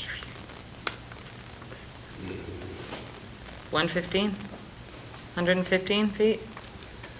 And then from the landward edge of the salt marsh, it looks up to be around 80-ish, between 76 and 80. so you can multiply that by 4. Oh, wait, it was just 140 scale, sorry. 60. 160. I'm on the wrong scale. That's why I should, This is no, 1 to 20. 170. No, 1 to 20. 70 to the salt marsh. Yeah, around there. The only other thing is, if we go ahead with approving this, is the aluminum floating area, I prefer not to see aluminum, just because of the reflection for everybody, the animals and people. A surface other than aluminum? Yes. Was it proposed to be aluminum? Do you know? The gangway. What's that? The dock and the ramp, both of those? Just the gangway, would probably get done with the lighter. It could be anything, you could make it out of wood or aluminum, I was just suggesting aluminum. Well, we could accept a non-aluminum Thanks, Kristen. requirement. Lori? It's a pretty visible site to have aluminum there. I have to, Jen made a good point. I mean, our regulations probably wouldn't even permit this dock the way it is right now, which is rather disturbing, because this is, if it's going to be repaired, then it should be at least brought up to as close to standards, because it's actually not even a permitted dock. It's not really a repair. It's an illegal structure that should have been removed, according to the building commissioner. Am I correct? According to this letter, yes. So, that said, I'll try to find the the other one. 18 by 18 definitely is not on my radar screen at all. The depth of water is disturbing there, because it's only, I mean, this new plan doesn't have one sounding on it, and it doesn't have a mooring field on it, which we require on new docks, or any dock. So I think that we're probably gonna have a continuance just to get that on the plan. You don't have, I know you just said it was in the flood zone, that's all. I just want to make sure it's not in the V zone or anything else, it's just in a flood zone? Just in the A. A, Yeah, it's north of the bridge. okay. And, so those would be, my major concerns. So I would want those on the plan. And I know, I understand your logic that if you get this permitted to then get the barge there to get this off the salt marsh. I don't think that's an option. I think it needs to go either that, and I can't even believe it hasn't got an enforcement order yet, to get it off the marsh. I don't care if you tow it out, I don't, where you put it, bring it somewhere, upland, put it on a trailer, get rid of it. It needs to get off salt marsh. And this process might take a lot longer than you think, because I don't think we're closing it tonight because the plan's not complete. So 3 more weeks or another month of that sitting on the salt marsh is not acceptable. Yeah, it's not on the vegetated area, it's on the mud flat No, section. we could get rid of it, it has to be removed, that's not a problem. I don't think it existed there. I think it broke free, and it was, the harbor master brought it back. It wasn't there for a long period of time. I'm just coming into this, there were several other people that were looking at this that were gonna do the work. I went down to Mashpee, this is a different project. This is the first time I've ever heard about any removal, or it was not in compliance, or not even license applied. And you said you built this originally? 30 years ago, yeah. But I mean, that's with an engineer, meeting with an engineer, it's highly visible, we drive right by Well, it. you know what, the good thing now is we have a new notice. I don't even know who the agent was. Yeah, I mean, I've gone through, Pam Truesdale, some wild Just let's stay agents. focused on the Okay. dock and not the But history. No, of but the- that's what I'm saying, it's just, it's unusual to have that letter come rebounding in tonight, you know what I mean? Well, no, the Delapas were well aware of this letter. I'm surprised it got this far. They have copies of it when they came to my office in February. To satisfy the needs of what you do, we can remove all that, it's not a problem, without Okay. being embargoed and all that. All right, is that it, Maury? That's it. Okay, Mike. The pile. I think I'll let these guys finish their. Yeah. So I just want to ask you, the pile of just the laying over there, that would require a barge to get those out. Yeah, no, just the float I'm worried about right now. Okay, understood. Thanks for your time. Good, Mike. What are the existing piles made of? I believe those are green iron. I'm just gonna, Not the fixed pier. What I'm looking at right here, these look like green iron. Fixed pier looks like pressure treated. and The float piles look like green iron. the pressure treated are there. Pressure treated the fixed pier, the elevated fixed pier, that would be pressure treated. That was back in before they had ruling on. Is this an argument to replace them? Pardon me? Your proposal is to just redrive them? To reset in place, I thought it was simple, just put the dock down, attach the ramp and put the float back. I didn't know it was, It seems, I'm with you in that it seems odd that this thing got built and there's no, can you look at your I haven't record? any of that happened. You must have some record. Yeah, I mean, I highly doubt that we would never go into place and just fill the hole, especially. Before you will be back before us. I assume you'll check your records and those of the engineer? Yeah. Well, that's why I asked, that's why I was asking, there's no recollection of a conservation agent coming out, signing off, no building permit issue? I'm turning this right back to you. I mean, you're coming for us before something, and it seems like you probably have information. No, this is all new to me, I never knew this existed. Well, now you do. Now you know, and you have some records someplace. We had some permits, but not all permits. At some point, it's- Order conditions. My request is you will be back before us, have the information that you can find from and when you come back, the float will be gone. That'll be easy. There we go. That's the easy part. Okay. No further questions. Thanks, Mike. Betsy? So this is the way I think we should be looking at this. Right now, the information we have is that this dock was built without a permit. There was a permit, but it was built after the permit expired. That's the information we have now. You might tell us differently, but I think it would be more appropriate if you want to have a dock there to treat this as if it were a new dock, which means you have to meet all the requirements, which means that your plan needs to have things like all the correct buffers. The buffer you have is to the BBW, and you have a no disturbance zone, and then you have the 100-foot zone. but we have a 100-foot buffer to the salt marsh, which is all no disturbance. And that should be reflected on this. The most landward, no disturbance buffer should definitely be on a plan. There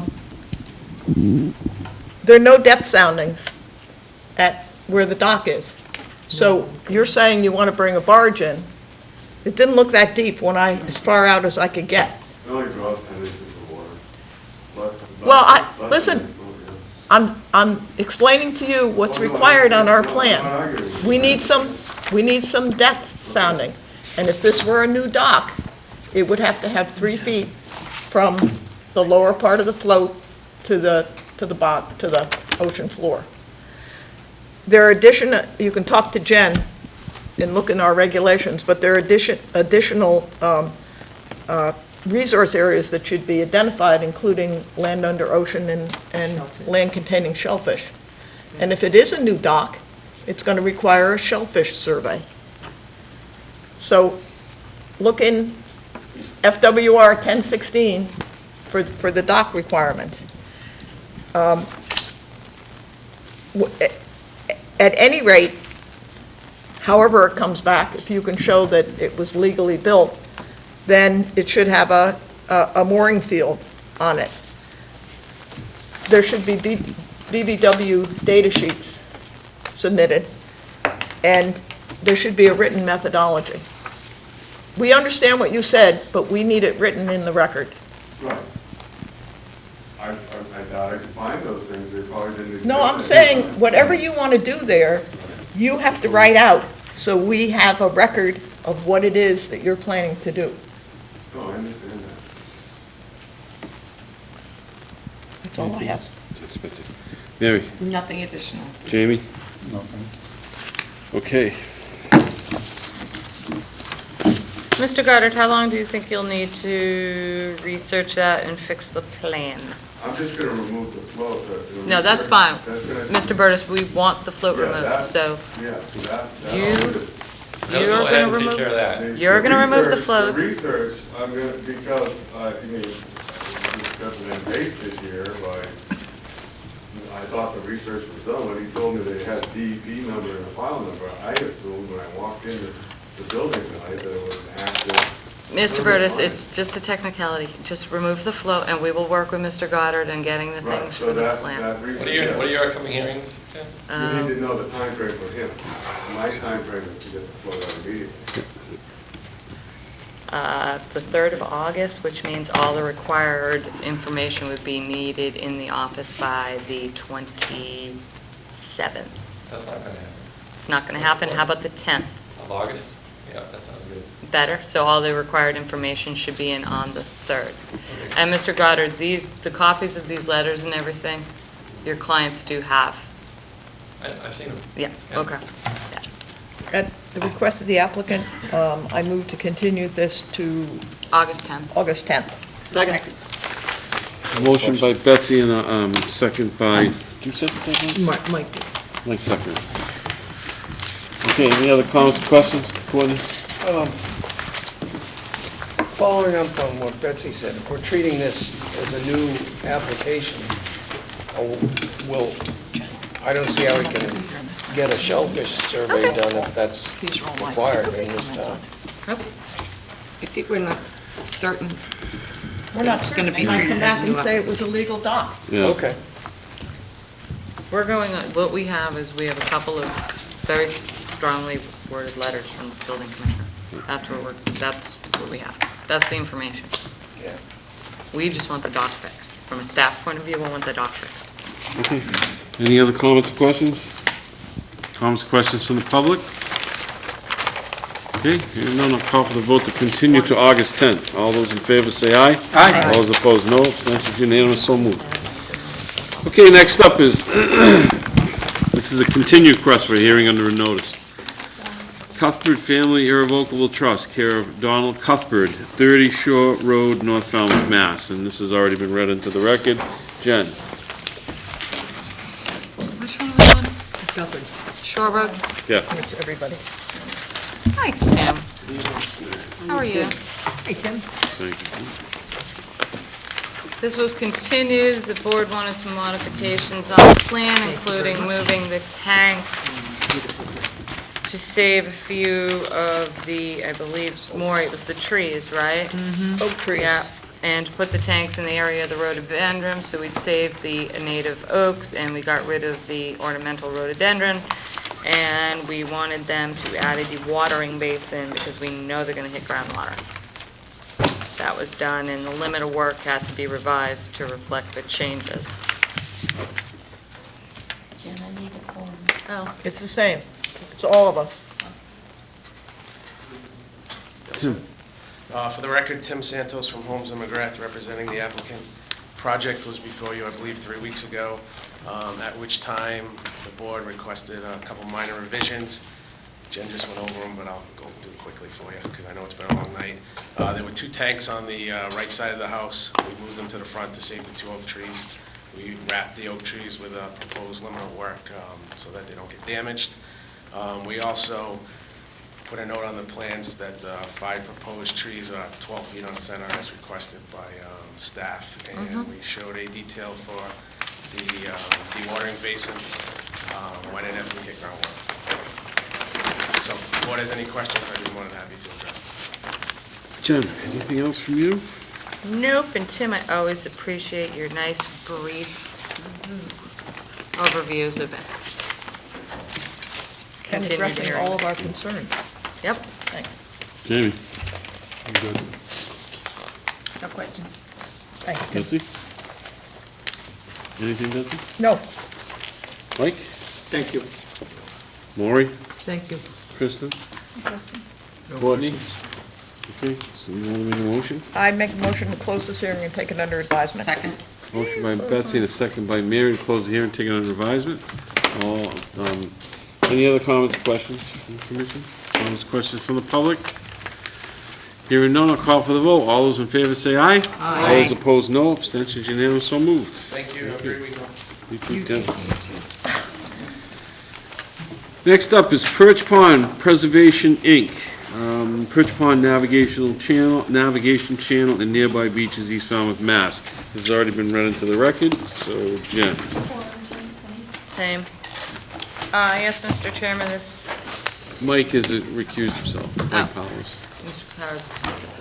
This was continued so that the applicant could submit additional information to the board. The applicant submitted additional shellfish plots and a revised plan reducing the width of the dredged area from 24 to 18, I believe. I don't believe the length was reduced. Nope. And we received a letter from the beach committee just stating that they would accept the sand if it's approved for beach nourishment material. Did I miss anything, Brian? I'll clarify the Okay. letter that you just mentioned. No set, Jen? Yep. Mr. Wall. Thank you. Good evening, members of the commission, through the chair. For the record, my name is Brian Wall. I'm an attorney, and I represent the Perch Pond Preservation Incorporated, which is an association of residents on Perch Pond seeking the permit before you tonight, which is to authorize maintenance dredging of the channel that connects Perch Pond with Great Pond. Several members of the committee are with me tonight. Also Brad Holmes from ECR and Mike Berselli from Falmouth Engineering.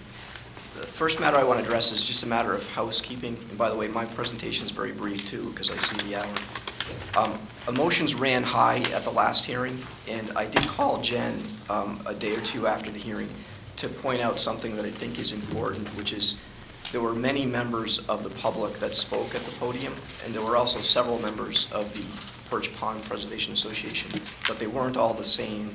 And I think it's important that when the commission closes the hearing and reviews the evidence, that the commission make sure it focuses on the information that we presented. Obviously, you can consider everything, but my point is to distinguish between what we said and what some members of the public might have said, because we don't necessarily adopt some of the things that were said, nor do we adopt some of the manners in which they were said, and I had a discussion with Jen about that. Moving on, at the end of that lengthy hearing, as Jen just said, 3 additional items of information were identified as desirable by the commission.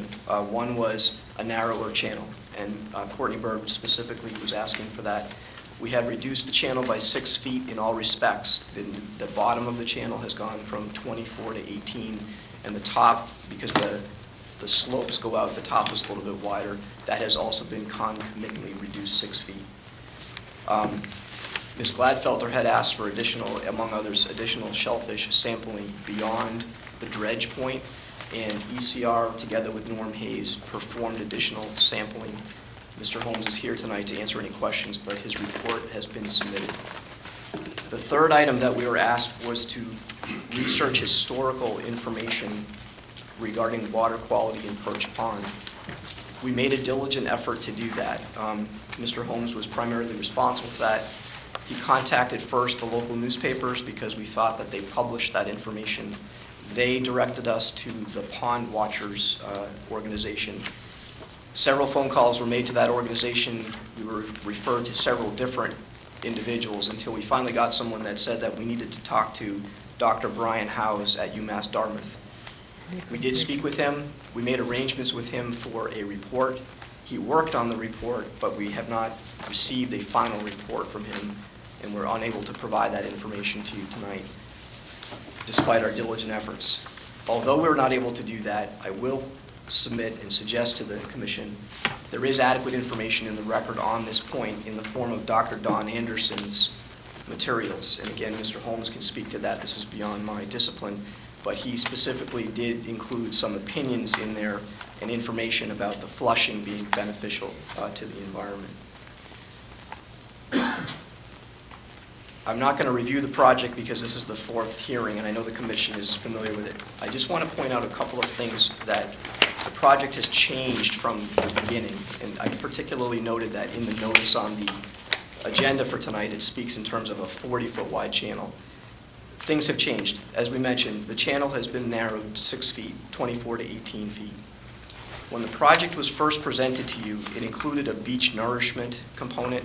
The reason for that was that when the town did this project in 2001, the town did beach nourishment. So we thought for two reasons we should include it. One, to make the project as similar to the way that the town did it back in '01, and also for what we thought were the environmental benefits of the beach nourishment. That obviously ran into some concerns with regard from the Commission, so we have withdrawn that from the project. That does two things. One is it streamlines the project. It also reduces the number of wetlands resource areas that are impacted. And again, Mr. Holmes can speak to that when he talks to the Commission. We didn't pull it off the plan altogether, though. We thought we still wanted to provide a public benefit. Dredge spoils are valuable. They vary in price, but sometimes they go for $30 to $33 a yard. So we thought we would propose a public benefit of proposing that the spoils be deposited on town beaches under the existing town permit that allows that to be done. That too ran into problems. There were comments about the shellfish content and the permitting aspects. So we've withdrawn that. The letter that Jen mentioned is the letter from Don Hoffer, the beach superintendent. And Mr. Hoffer still would like to have the spoils, and he has explained to us that there is a facility that the Natural Resource Department has outside of jurisdiction where they keep their equipment and other types of things they use in their work. And they store they store dredge spoils there for future beach nourishment projects that the town deems appropriate. And so now what we are proposing to do is after the spoils are dredged, they'll be trucked to this facility and gifted to the town outside of your jurisdiction. With all of these changes, the project has now been streamlined, and we would submit to you it's a very straightforward maintenance dredge project for navigational purposes. We believe it meets all the applicable performance standards. In particular, it uses best available measures to minimize impacts on the resource areas, which is the standard under FWR 10.256. As I mentioned the last time that I was here, it also enhances two of your interests that are protected, specifically aesthetics and recreational boating. And finally, we'd like you to consider that if the project is not done, we believe that the shoaling that is taking place will continue, and it will impact adversely Perch Pond and the shellfish resources in there. So it's kind of a situation where we're proposing what we think is a project that meets your standards and that will provide environmental benefit and enhancement to certain resources interests under your bylaw. And the lack of action will result in environmental harm. And we think on balance that the commission can approve this project, and we would ask you to do so. I have Brad Holmes here to talk about the shellfish if there are any questions, or he can make a few brief comments. And if there are any questions about the dimensions of the channel, Mr. Borselli is here to answer any questions. Please, Mr. Wall. Thank you, Brian.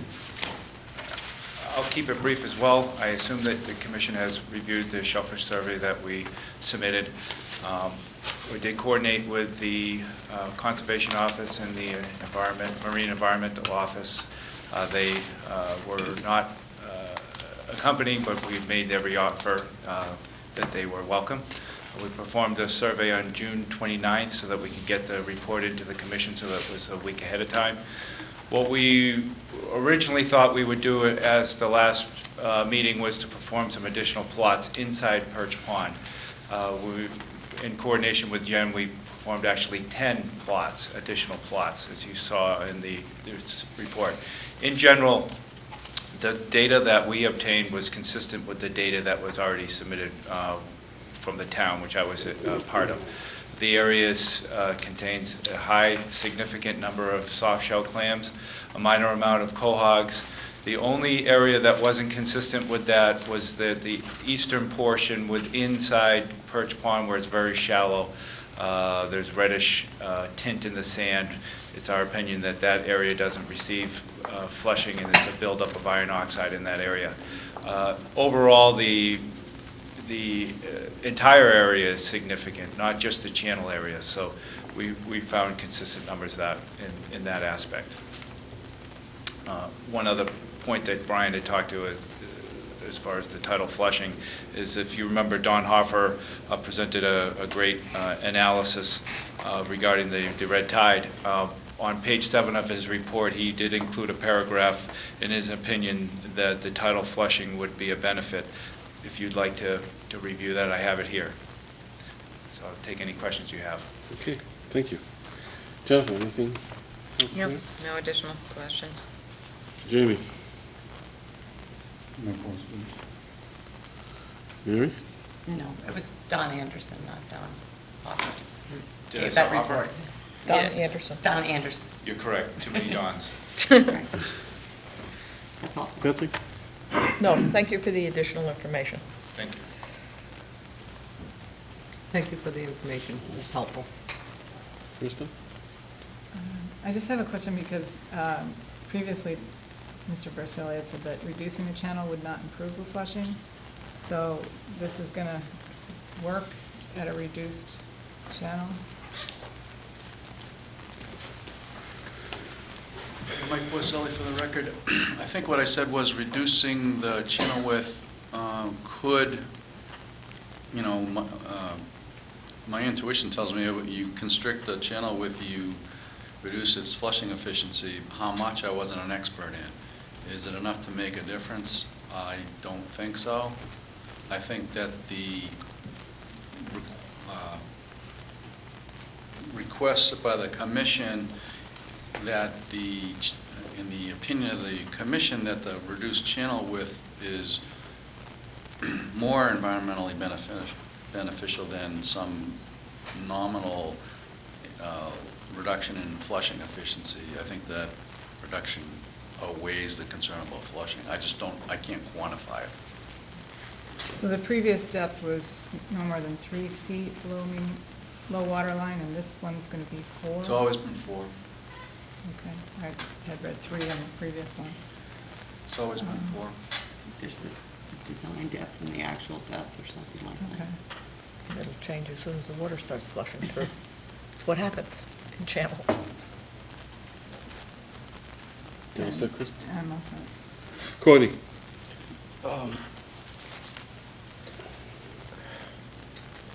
The shellfish surveys that were done here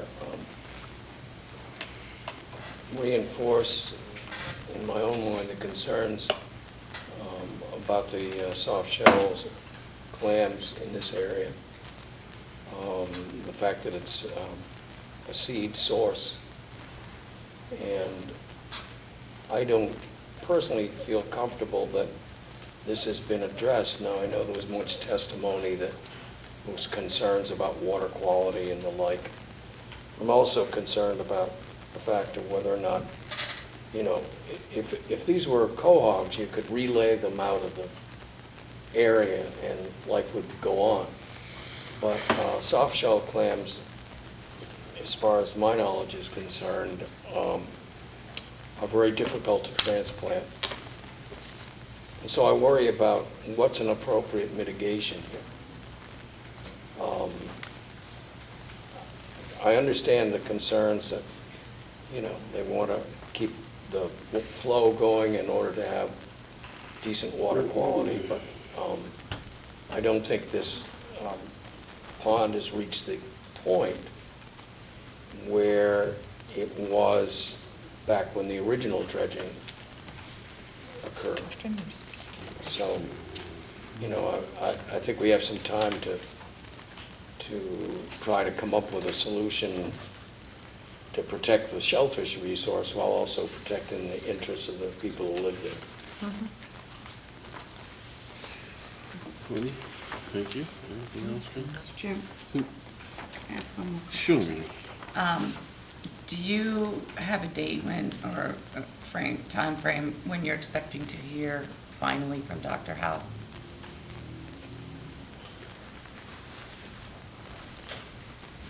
We don't have a date certain. To be candid with you, we're pressing him even after the submittal date went by last week.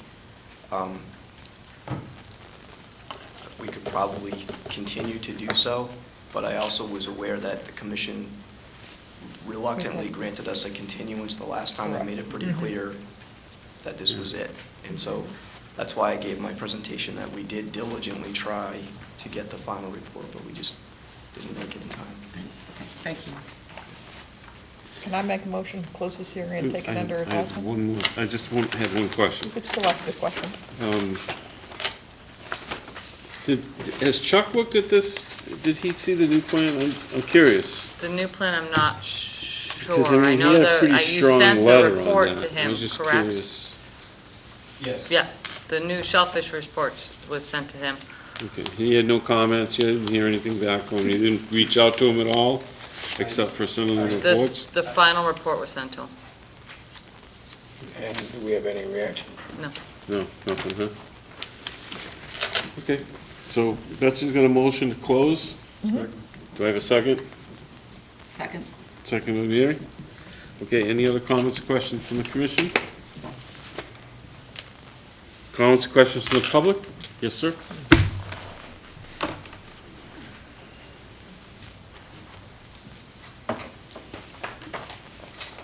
Thank you. Excuse me. Thank you, Mr. Chairman. My name is Grant Walker. I live at 71 Philadelphia Street. When I first heard about this proposal, it did include some kind of beach nourishment. And I believe this channel that we're talking about connects Perch Pond with Great Pond.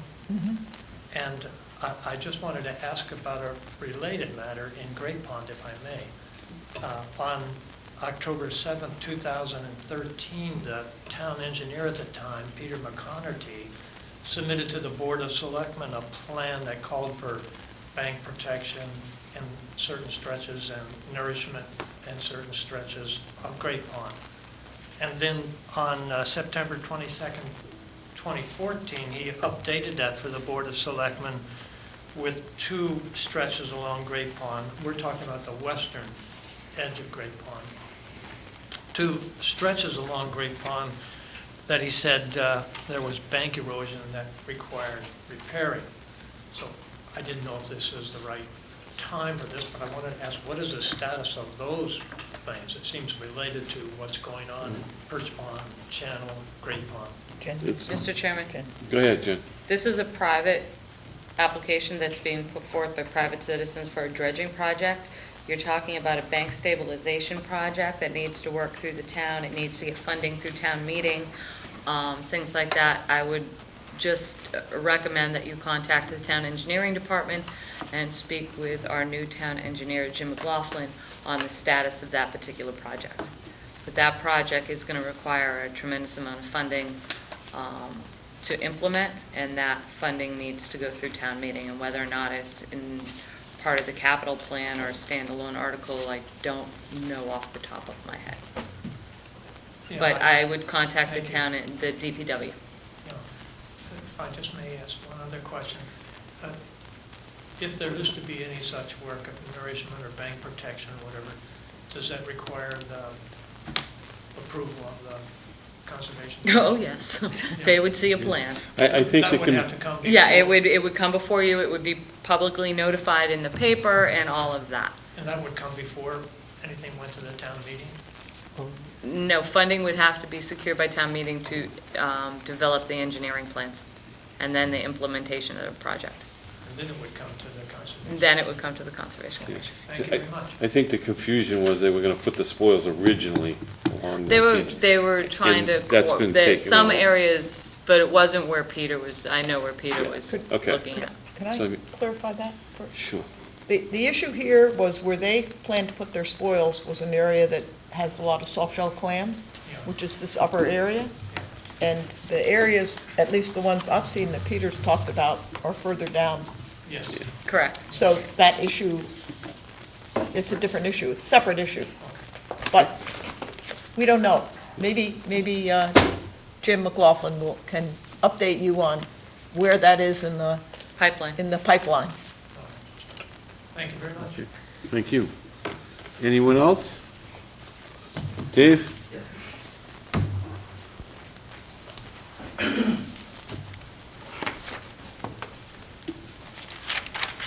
Brown, I've been a commercial fisherman in town for over 30 years, and I just want to touch on a couple things. I won't go on, revisit everything. But I do want to bring up again that the shellfish warden and the shellfish biologists that work for the town of Falmouth, both in their letter and their probation review, that this is the nursery that supplies most of Great Bay with its soft shell clam population. The greatest density of soft shells is in the footprint that's going to be dredged. It's hundreds of times greater than on the flat outside of it. And I know this is also opposed by the Division of Marine Fisheries.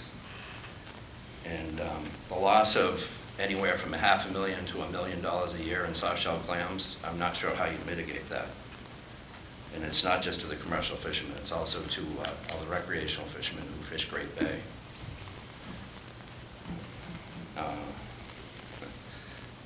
I'm just going to ask you to consider that once again.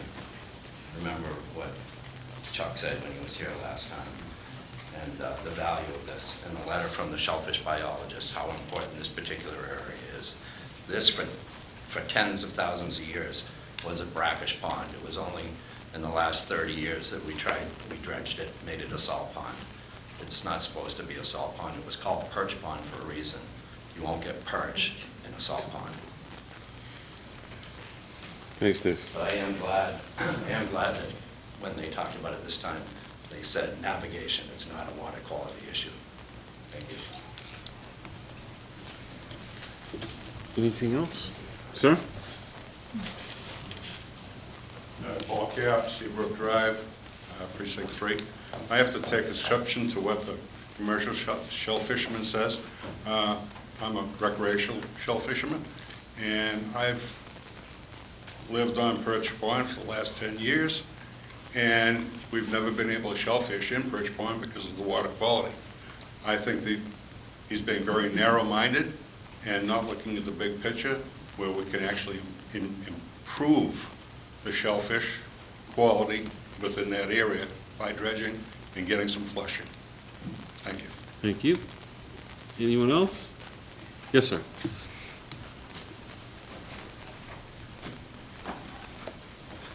Lee Previtt, 99 T-Ticket Path. 3 weeks ago, we had a rainstorm.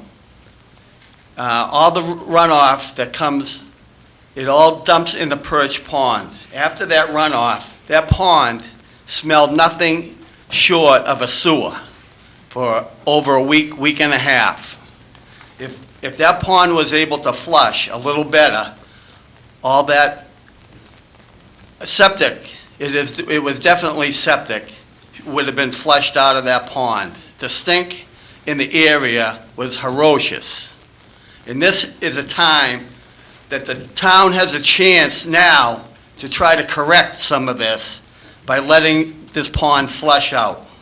Thank you. Thank you. Anyone else? Okay. Hearing none, I'm going to, go ahead, Mr. Wall.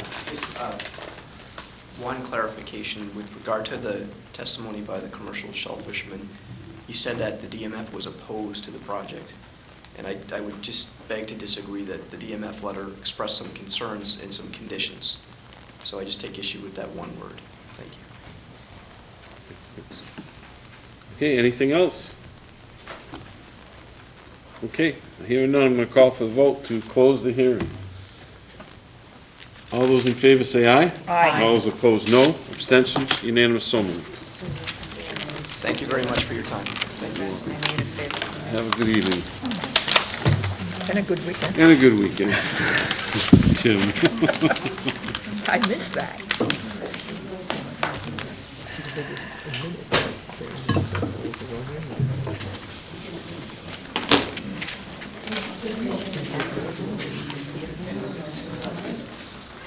Somebody want to grab Mike? Tell Mike, he'll no, he'll come back. Okay. He'll probably figure it out. Yeah, I'm going to say he probably figured it out. Here he comes. Here he is. Thanks, Mary. Okay, next up is Nancy Hodder and Kathy Hightower. This is continued. That is continued. Okay, request to extend the existing order of conditions. Jeffrey, Linda Weinberg, Carroll Ave, and this one has been continued for 1 week, right, Jen? That was Gale Ave? Yep. Yes, Gale Ave has been. No, Gerard. No, Gerard, that's a request for an extension of the existing order of conditions, which is their beach maintenance order of conditions, and staff would recommend granting the 1-year extension. So moved. Second. Okay. Betsy, did you move it? I moved. We did find a recorded, we were concerned that we didn't have a copy of the recorded order of conditions. It wasn't submitted to us, but we did find it on the registry of deeds. So it Oh, was okay. recorded, it's all set. Okay, because we discussed something Yeah, else. I All know, right. I'm sorry about All that. right. I was just trying to, Okay, so we have a Slight motion to modification, grant the 1-year extension. Who said that? I motioned, Mary seconded. Mary second? Okay. All those in favor say aye. Aye. All those opposed, no. Abstentions unanimous, so moved. Enforcement issues. Michael and Gail Herzig and Kurt McDonald, Clover Landscaping, 8 Nichols Road, Wacoit, Mass. For clearing, altering wetland resource area and in buffer to resource area as defined as FWR 10.00 and 310 CMR 10.00. Jen. one of 4 enforcement hearings this evening. We'll make this quick. The pictures are coming down the table. We were notified that clearing was taking place at 8 Nichols Road. Apparently, the buffer along the top of the coastal bank was cleared without authorization from this board, any notification to the staff. So we issued an enforcement letter. The picture's coming down. What the staff would recommend is, we can go 2 ways. We can continue it to gain on the property and assess the damage, but the pictures are pretty clear. Or to expedite this, we can issue an enforcement order and require a full restoration of the buffer to the top of that coastal bank, which was required at 10 feet in an old order of conditions. But all the pictures are coming down. I do believe, have a statement from the property owner that was emailed to you today, and I believe they're here with their landscaper. Okay? Okay. So I'm the property owner, I'm Gail Herzig, 8 Nichols Road. My husband was unable to be here. got my letter. And that's sort of the long and short of it. I don't know if everybody has had a chance to read it or not. Can I have a word? Please. Thanks. Kurt McDonald, Clover Landscape Company. I don't know where to begin. I really screwed up. I let this poor woman down. I misled her. Did you read the letter? Did you read the letter that she submitted to No. us? I think that's what bugs me the most. Right. I mean, you know, people have to be able to trust somebody they hire, and I absolutely agree. and for somebody to, So, Gail's been nothing but great to me, great to my company, and I really screwed up. And I will do whatever it takes to make things right with the board, with the commission, with the Herzigs, obviously, and my heartfelt apology. I'm really not a screw-up, but in this case, I really did. And that's all I have to say. Mr. McDonald, it's a pretty damaging letter. yeah, and again, I just feel for the property owner, I really do. Hire a contractor and you trust them to do the right thing, and the right thing doesn't get done. So unfortunately, at this point, the board does have to issue the enforcement order. Unfortunately, you do have to issue it against the property owner. And full restoration of the site does need to take place. Yeah, and that's the bottom line. Yeah, Like, this that's isn't just the bottom line. There was an old order of conditions that required a 10-foot buffer to be maintained along the top of the property line, property boundary to property boundary, ongoing with the deed. So it's going to be a fairly straightforward enforcement order. Submit a restoration plan, work to be done within a certain time frame. That restoration plan to be submitted, site plan to be submitted, all of that in accordance with all your other enforcement orders, and implementation of that restoration plan by a certain date. And that's, I believe Mark went through that with you. Yeah.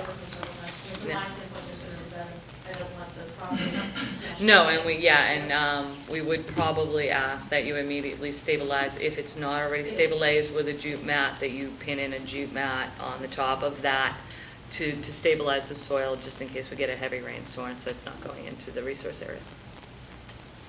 What's that, Jen? Do you need dates? Do you need a Hang on a date? second, Betsy. Courtney? Kurt, did you, you read the letter from, No, I haven't. it suggests that they asked you repeatedly to get a permit. Absolutely did. I mean, you're not a novice in this town. I'm not. I was lazy. I was. I mean, I don't you know know, the right because, words to because use. they put their trust in you to ask. No, That's what's disturbing. They put their trust in you to Gail represent Gail them. told me to permit the job hundreds of times. I mean, not hundreds, but it was very clear to me. And I didn't do the right thing. And I feel terrible about that. And that's not who I am. But in this instance, I really let somebody down, let myself down. Thanks, Courtney. Kristen? Okay. Maury? No comment. Mike? I appreciate your honesty. Betsy? Since you and Courtney started it, I'm just going to ask, have you learned anything from this? I'm shaking. Yeah. I mean, you work, we all know you're in town, we see your trucks all over town. Yeah. And you know what our jurisdiction is. Oh, it wasn't about that. It was more about me not knowing how to navigate through your system well. And I think that's why I didn't follow through. I'm just gonna have to sit there and say, Mr. McDonald, and I wasn't gonna comment until you just went there. This board has cited your company multiple times in the past on enforcement issues. You know very well that you can at least call my office. I know I've called you on enforcement issues. Yep. And I've always said, if you don't know the process, you come to my It's office not and you that, Jen, ask you're that. misunderstanding me. When I say I don't navigate this process great, one, I don't pitch in front of people well. Two, I don't draw well, so if you guys need drawings or plans, that's beyond what I am really good at. You can always come to my office, sit down and talk with us. We have open office hours on Tuesdays and Fridays, and my When I phone say is navigate, I always know available to that- sit down and guide you on how to do this. Sure. So basically, But really, that's, from my But perspective. then maybe you need to tell the owner of the property, look, this is not, you want me to permit it? This is not my bag. You're gonna have to get somebody to do that end of it for me, I agree. okay? So the excuses are killing me here. I really, Wasn't trying to make an excuse. I said if there was a reason, that was it. I'm sorry, Well, Betsy. I guess my point is, we don't want to see you here in this again. We've had this, I've been on for how long? A long time. And I know we've had to deal with problems with your company before, and we don't want to have to deal with it, and we don't want to have your customers have to do this. I agree. She wants a nice area. She doesn't want her wall flushing into the sea. Frankly, no offense to any of your people, but I don't want to be dragged through this. Pardon me? You don't want. I didn't want to be dragged through any of this. Right. I wanted to do it the right way. Oh, No right. offense to We can any tell people, that. But Right. this was not my plan. Right. So let's fix it. let's finish that, and then let's move on Fix to how this we can fix it. Mary? Yeah, I'll just say it's very unfortunate. It's unfortunate there's not another way to deal with it, but there isn't. I Jamie? think the area, oh, sorry, go on, Jamie. Okay. I think this type of thing can be permitted, the work can be done under a restoration plan, so I don't think the filing of a notice of intent would be required. At this point, it's gonna be a pretty in-depth plan, so I think we can kind of skip that step and do the work under the enforcement order. The invasives have already been removed. Whatever natives were there, and there were natives there, they're gone. So basically, we just need to replant the area with natives and then come up with a monitoring program that those invasives, since we don't know how they were taken out, we don't know if they were treated, we don't know anything, that they don't come back and retake her buffer, so. So it'll all be spelled out in an enforcement order for you, and we will make the time frame. We'll give you time to do the work, and you can get the work done as soon as possible, but you do need to wait until that order is issued. And I will see if I can't get my staff to work on that this week, and so the board can sign it next week, and we can get it issued to you. Okay. Do we have to make a motion to? The jute mat, Mr. McDonald is aware of what I'm talking about, and that's just, is there one out there now, Kurt? I had No, we put up some silt fence and. All right, I would do that. I would just kind of tuck that in, and that would help it. Sure. Okay. It's pretty flat there, but just an added benefit, just so that there isn't, if we do get a horrid rainstorm. Jute mat. What? Yeah, jute mat, yeah. Now, do we need a motion on this? Yeah, you would need a Okay. motion to issue an enforcement order. I move to issue the enforcement order. As discussed. As discussed. Second. So we have a motion by Betsy, and a second by Mary to issue the enforcement order as discussed. Issue the enforcement order as discussed. Thank you. Any other comments or questions from the commission? Comments, questions from the public? Okay, hearing none, I'll call for the vote. All those in favor say aye. Aye. All those opposed, no. Abstentions unanimous, so moved. Thank you. Good luck. Thank you. Oh, McCoy. All right. Next up is Moses and Rita Avakarian? Avakian. Thank you. 50 Colonial Way, Falmouth, Mass. For clearing and altering wetland resource area Oh, can I have those pictures back on in a that one? buffer to a resource area as defined by FWR 10.00 and 310 CMR 10.00. And I'll send these pictures down. So this very similar case, a property owner consulted with a local tree company.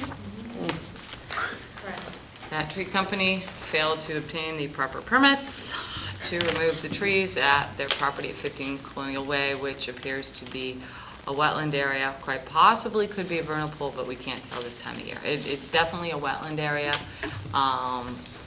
Could you, excuse me, could you just justify wetlands?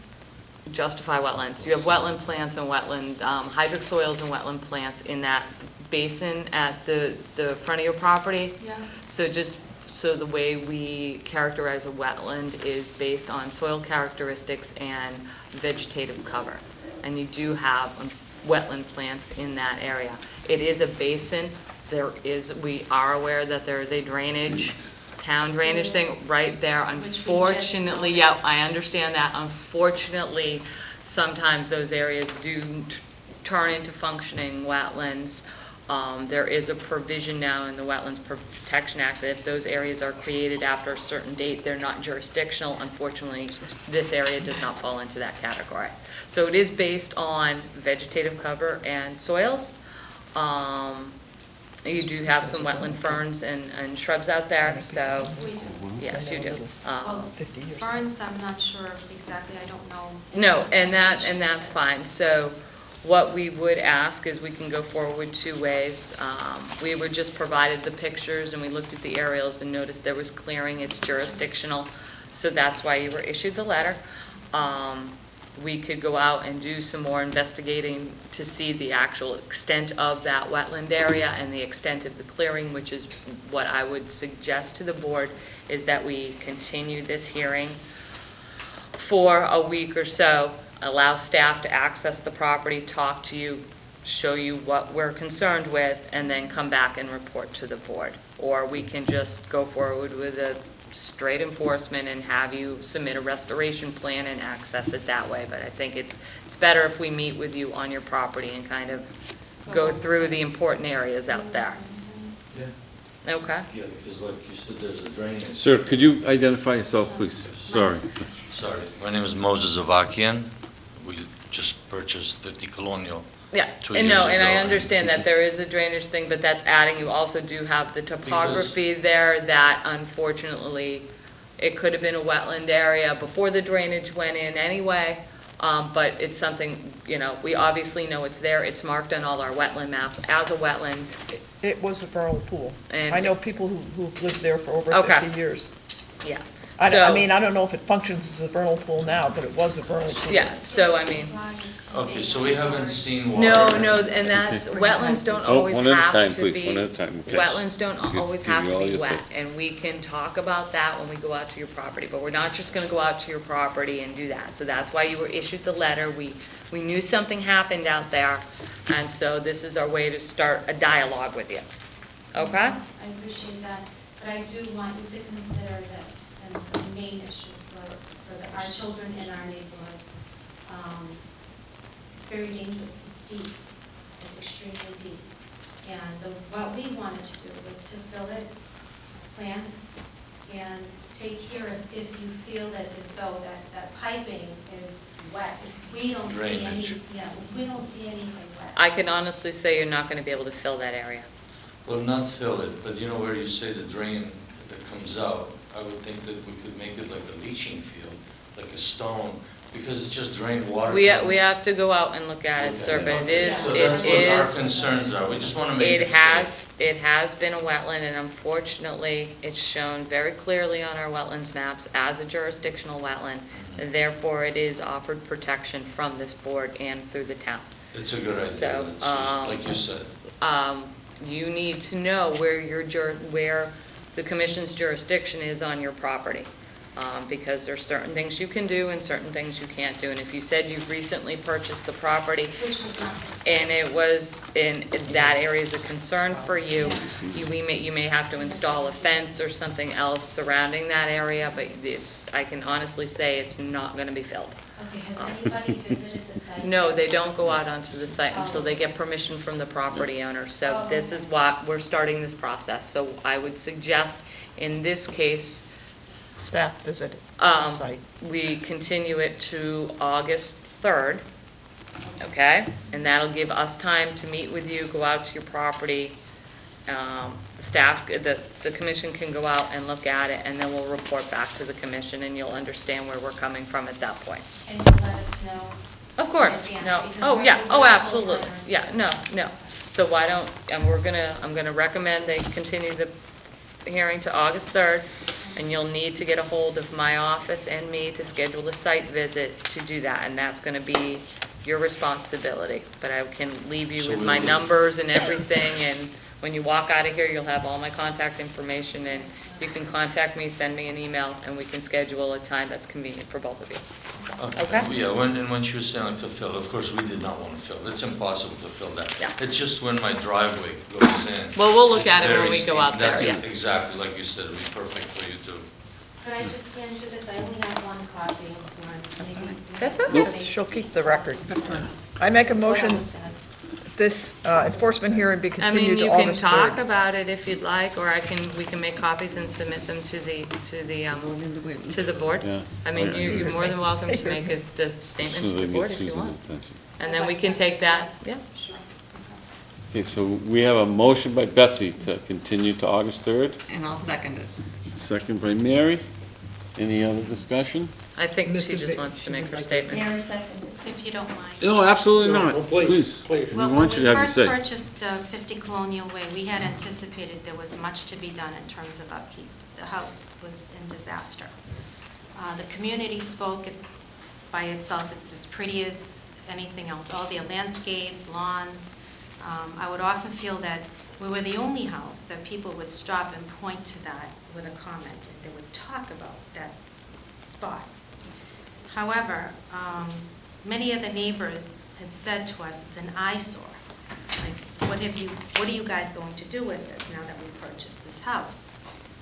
Well, not too long after we purchased the house, the following spring, we took notice that the trees were not only rotted, but twisted with vines and were swaying back and forth very dangerously. Shortly after, a large tree fell on our property, and thank goodness, no one got hurt. Additionally, we had noticed people using it as a dumping ground. For example, landscapers dumping branches and grass clippings. It became an attraction for hazard. This was very upsetting and uncomfortable feeling, knowing that this could potentially cause a serious problem. Also, poison ivy growing rapidly was another issue and a concern for us. We have a lot of young kids who visit and who live on the street and play and ride their bikes on our street.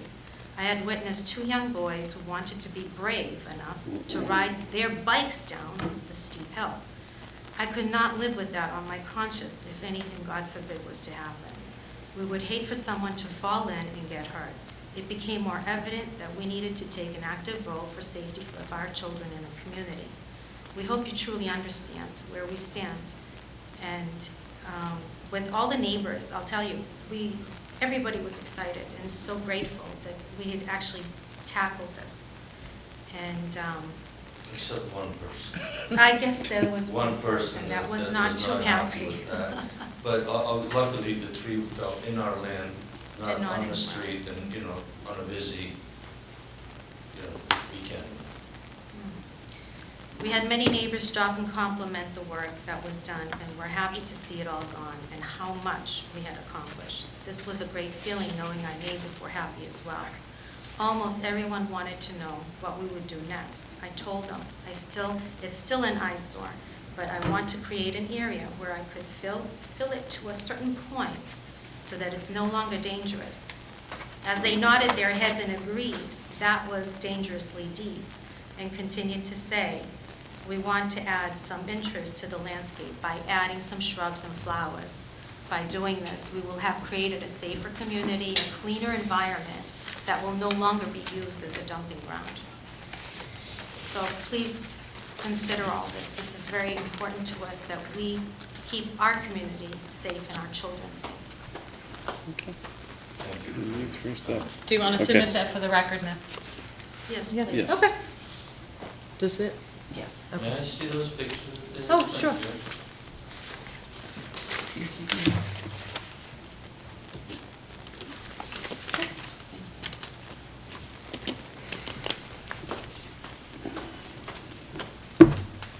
Anything else? So my recommendation again is to, I don't know if there's a motion on the table. There is. There was. Continue to August 3rd. Yeah. Okay. These pictures do not do justice. If you see it in person, you will see how Yeah, deep. no, well, we're continuing it to August 3rd. Any other comments from the public or anything like that? There's my contact information. Okay. Please contact me to set up a site visit. Thank you, appreciate that. Not a problem. Hearing none, I'll call for the vote to continue to August 3rd on this enforcement action. All those in favor say aye. Aye. All those opposed, no. Abstentions, unanimous, so moved. Very good. Thank you very much. Thank you. Have a nice night. Do you want to, are those for the record? These are for Jen. Those are for mine. Those are yours? Yeah, Okay. those are mine. All right, the next is Edward P. Strout, 215 Sipwisset Road, Cape Cod Road. This has been requested to be continued, Jen? Yes, basically, there's two enforcement issues on 215 Sipawissa Road. Some of you, Yep. probably Betsy, Remember. Courtney, Yes. remember, Maury, I don't, yep, Maury. Remember, it was long, this encompasses three, so there's 4 lots in question out there owned by Mr. Strout or the Strout Family Trust. There is an existing enforcement issue dating many years back on lots 77 and 78, and I think 215 is 75, but no, that's 77, 78, I think there's a 75, that we want to address. Also, the second one, Mr. Chairman, the Strout Family Trust, that's lot 76. That is, if you're looking at 215 Sipawissa, it's to the right, it's between 215 and Cape Cod Road. There has been some alteration to the buffer, to the bank, and to that small interdunal swale that's out there, or isolated wetland that's out there, to the extent we're not sure. So what we've asked the property owner, and through their attorney having granted permission, is they are going to be staking the site for us so that we can determine just how much of the buffer to the coastal bank has been altered. So I believe they are working with Dave Martin, and we are in contact with Bob Ament's office, and we need to go out to the site and gain access to the property in order to report to you on what actually is going on out there. So we just needed to get it on an agenda, get it before you to get the process started again. So we spoke with Bob today, and we're going to request a continuance to the 3rd. We don't think that's going to be time to deal with all the issues out there, but at least it's on your agenda and we can keep carrying it over. Okay. So I would suggest, or recommend, just continuing this matter until August 3rd, so that it allows the staff, possibly the time to go out there and evaluate the site conditions and allow it to report back. We may at that time need to ask for an additional continuance, but at least it's going to be on your agenda, and we're going to keep marching forward with it. So Okay? moved. Second. So we have a motion to continue this to August 3rd. Any other comments or questions? Who made it? Betsy Sorry. made the motion, I Betsy. seconded it. Yes, Mike? Any evidence of ongoing violations? Yes, there is. Through aerial photos, we know that at least lot 70, I don't have the plan in front of me. One of the lots, there was a huge grove of cedar trees Gone. that is just completely gone. Really gone. Look at the aerials. August, is the action going to continue? No, while no, you're they're waiting? aware, I mean, no, that's no, my no. concern Are you is- saying is there going to be continued ongoing violations? Yeah, We're hoping their attorneys will not allow that. I'm hoping so. They're on notice. They're on notice. Well, I mean, We're there's gonna a month push- between. No, I roughly- understand. We're gonna push to get them out there. We've talked to them. We asked their first attorney that we were contacted with access to the property a couple of weeks ago. We were denied, on the Strout Family Trust, that's the lot 76. We kind of said, hey, listen, there's an issue out there. We had some people come in and talk to us. Their attorney found out, they contacted us for like, there is an issue. You know, would you allow us access to the property so that we can evaluate it and let you know what we find? We were told no. Okay, fine. Issue an enforcement, a wetlands violation letter, and we'll handle it that way. Then we were contacted by Attorney Ahmet, who's representing the trust, and they're willing now to allow us onto the property. Okay, you've answered the question, that's fine. Thank you. All right. So motion to continue, who was, That's side. so we had a motion, okay. Betsy So Moore. any other comments, questions? Any comments, questions from the public? Hearing none, we'll call for the vote to continue until August 3rd. All those in favor say aye. Aye. All those opposed, no. Abstention unanimous, so moved. Motion to adjourn. Okay, 1 second, 1 second. I need 1 second, I need guys to think about this. We've got to do that coastal resiliency. I still need, Mike's volunteered to be on the committee. I'd like to have 2 more, but. That's the one with the planning board? Correct, correct. I'll do that. You want to do that? Okay.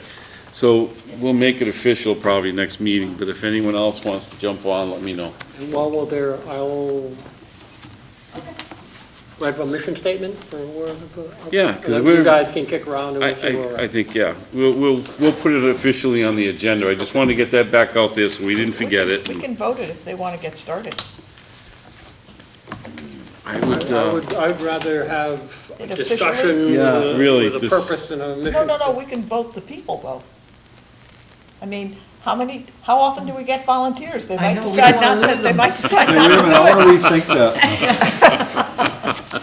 That's a good point, Betsy. Don't say that, because it made me think. Items unanticipated by the By the chairman. chair. And now the chairman says, hey, we've got to get that I just done. didn't want to forget it. I wanted to, I think it's an important thing, so.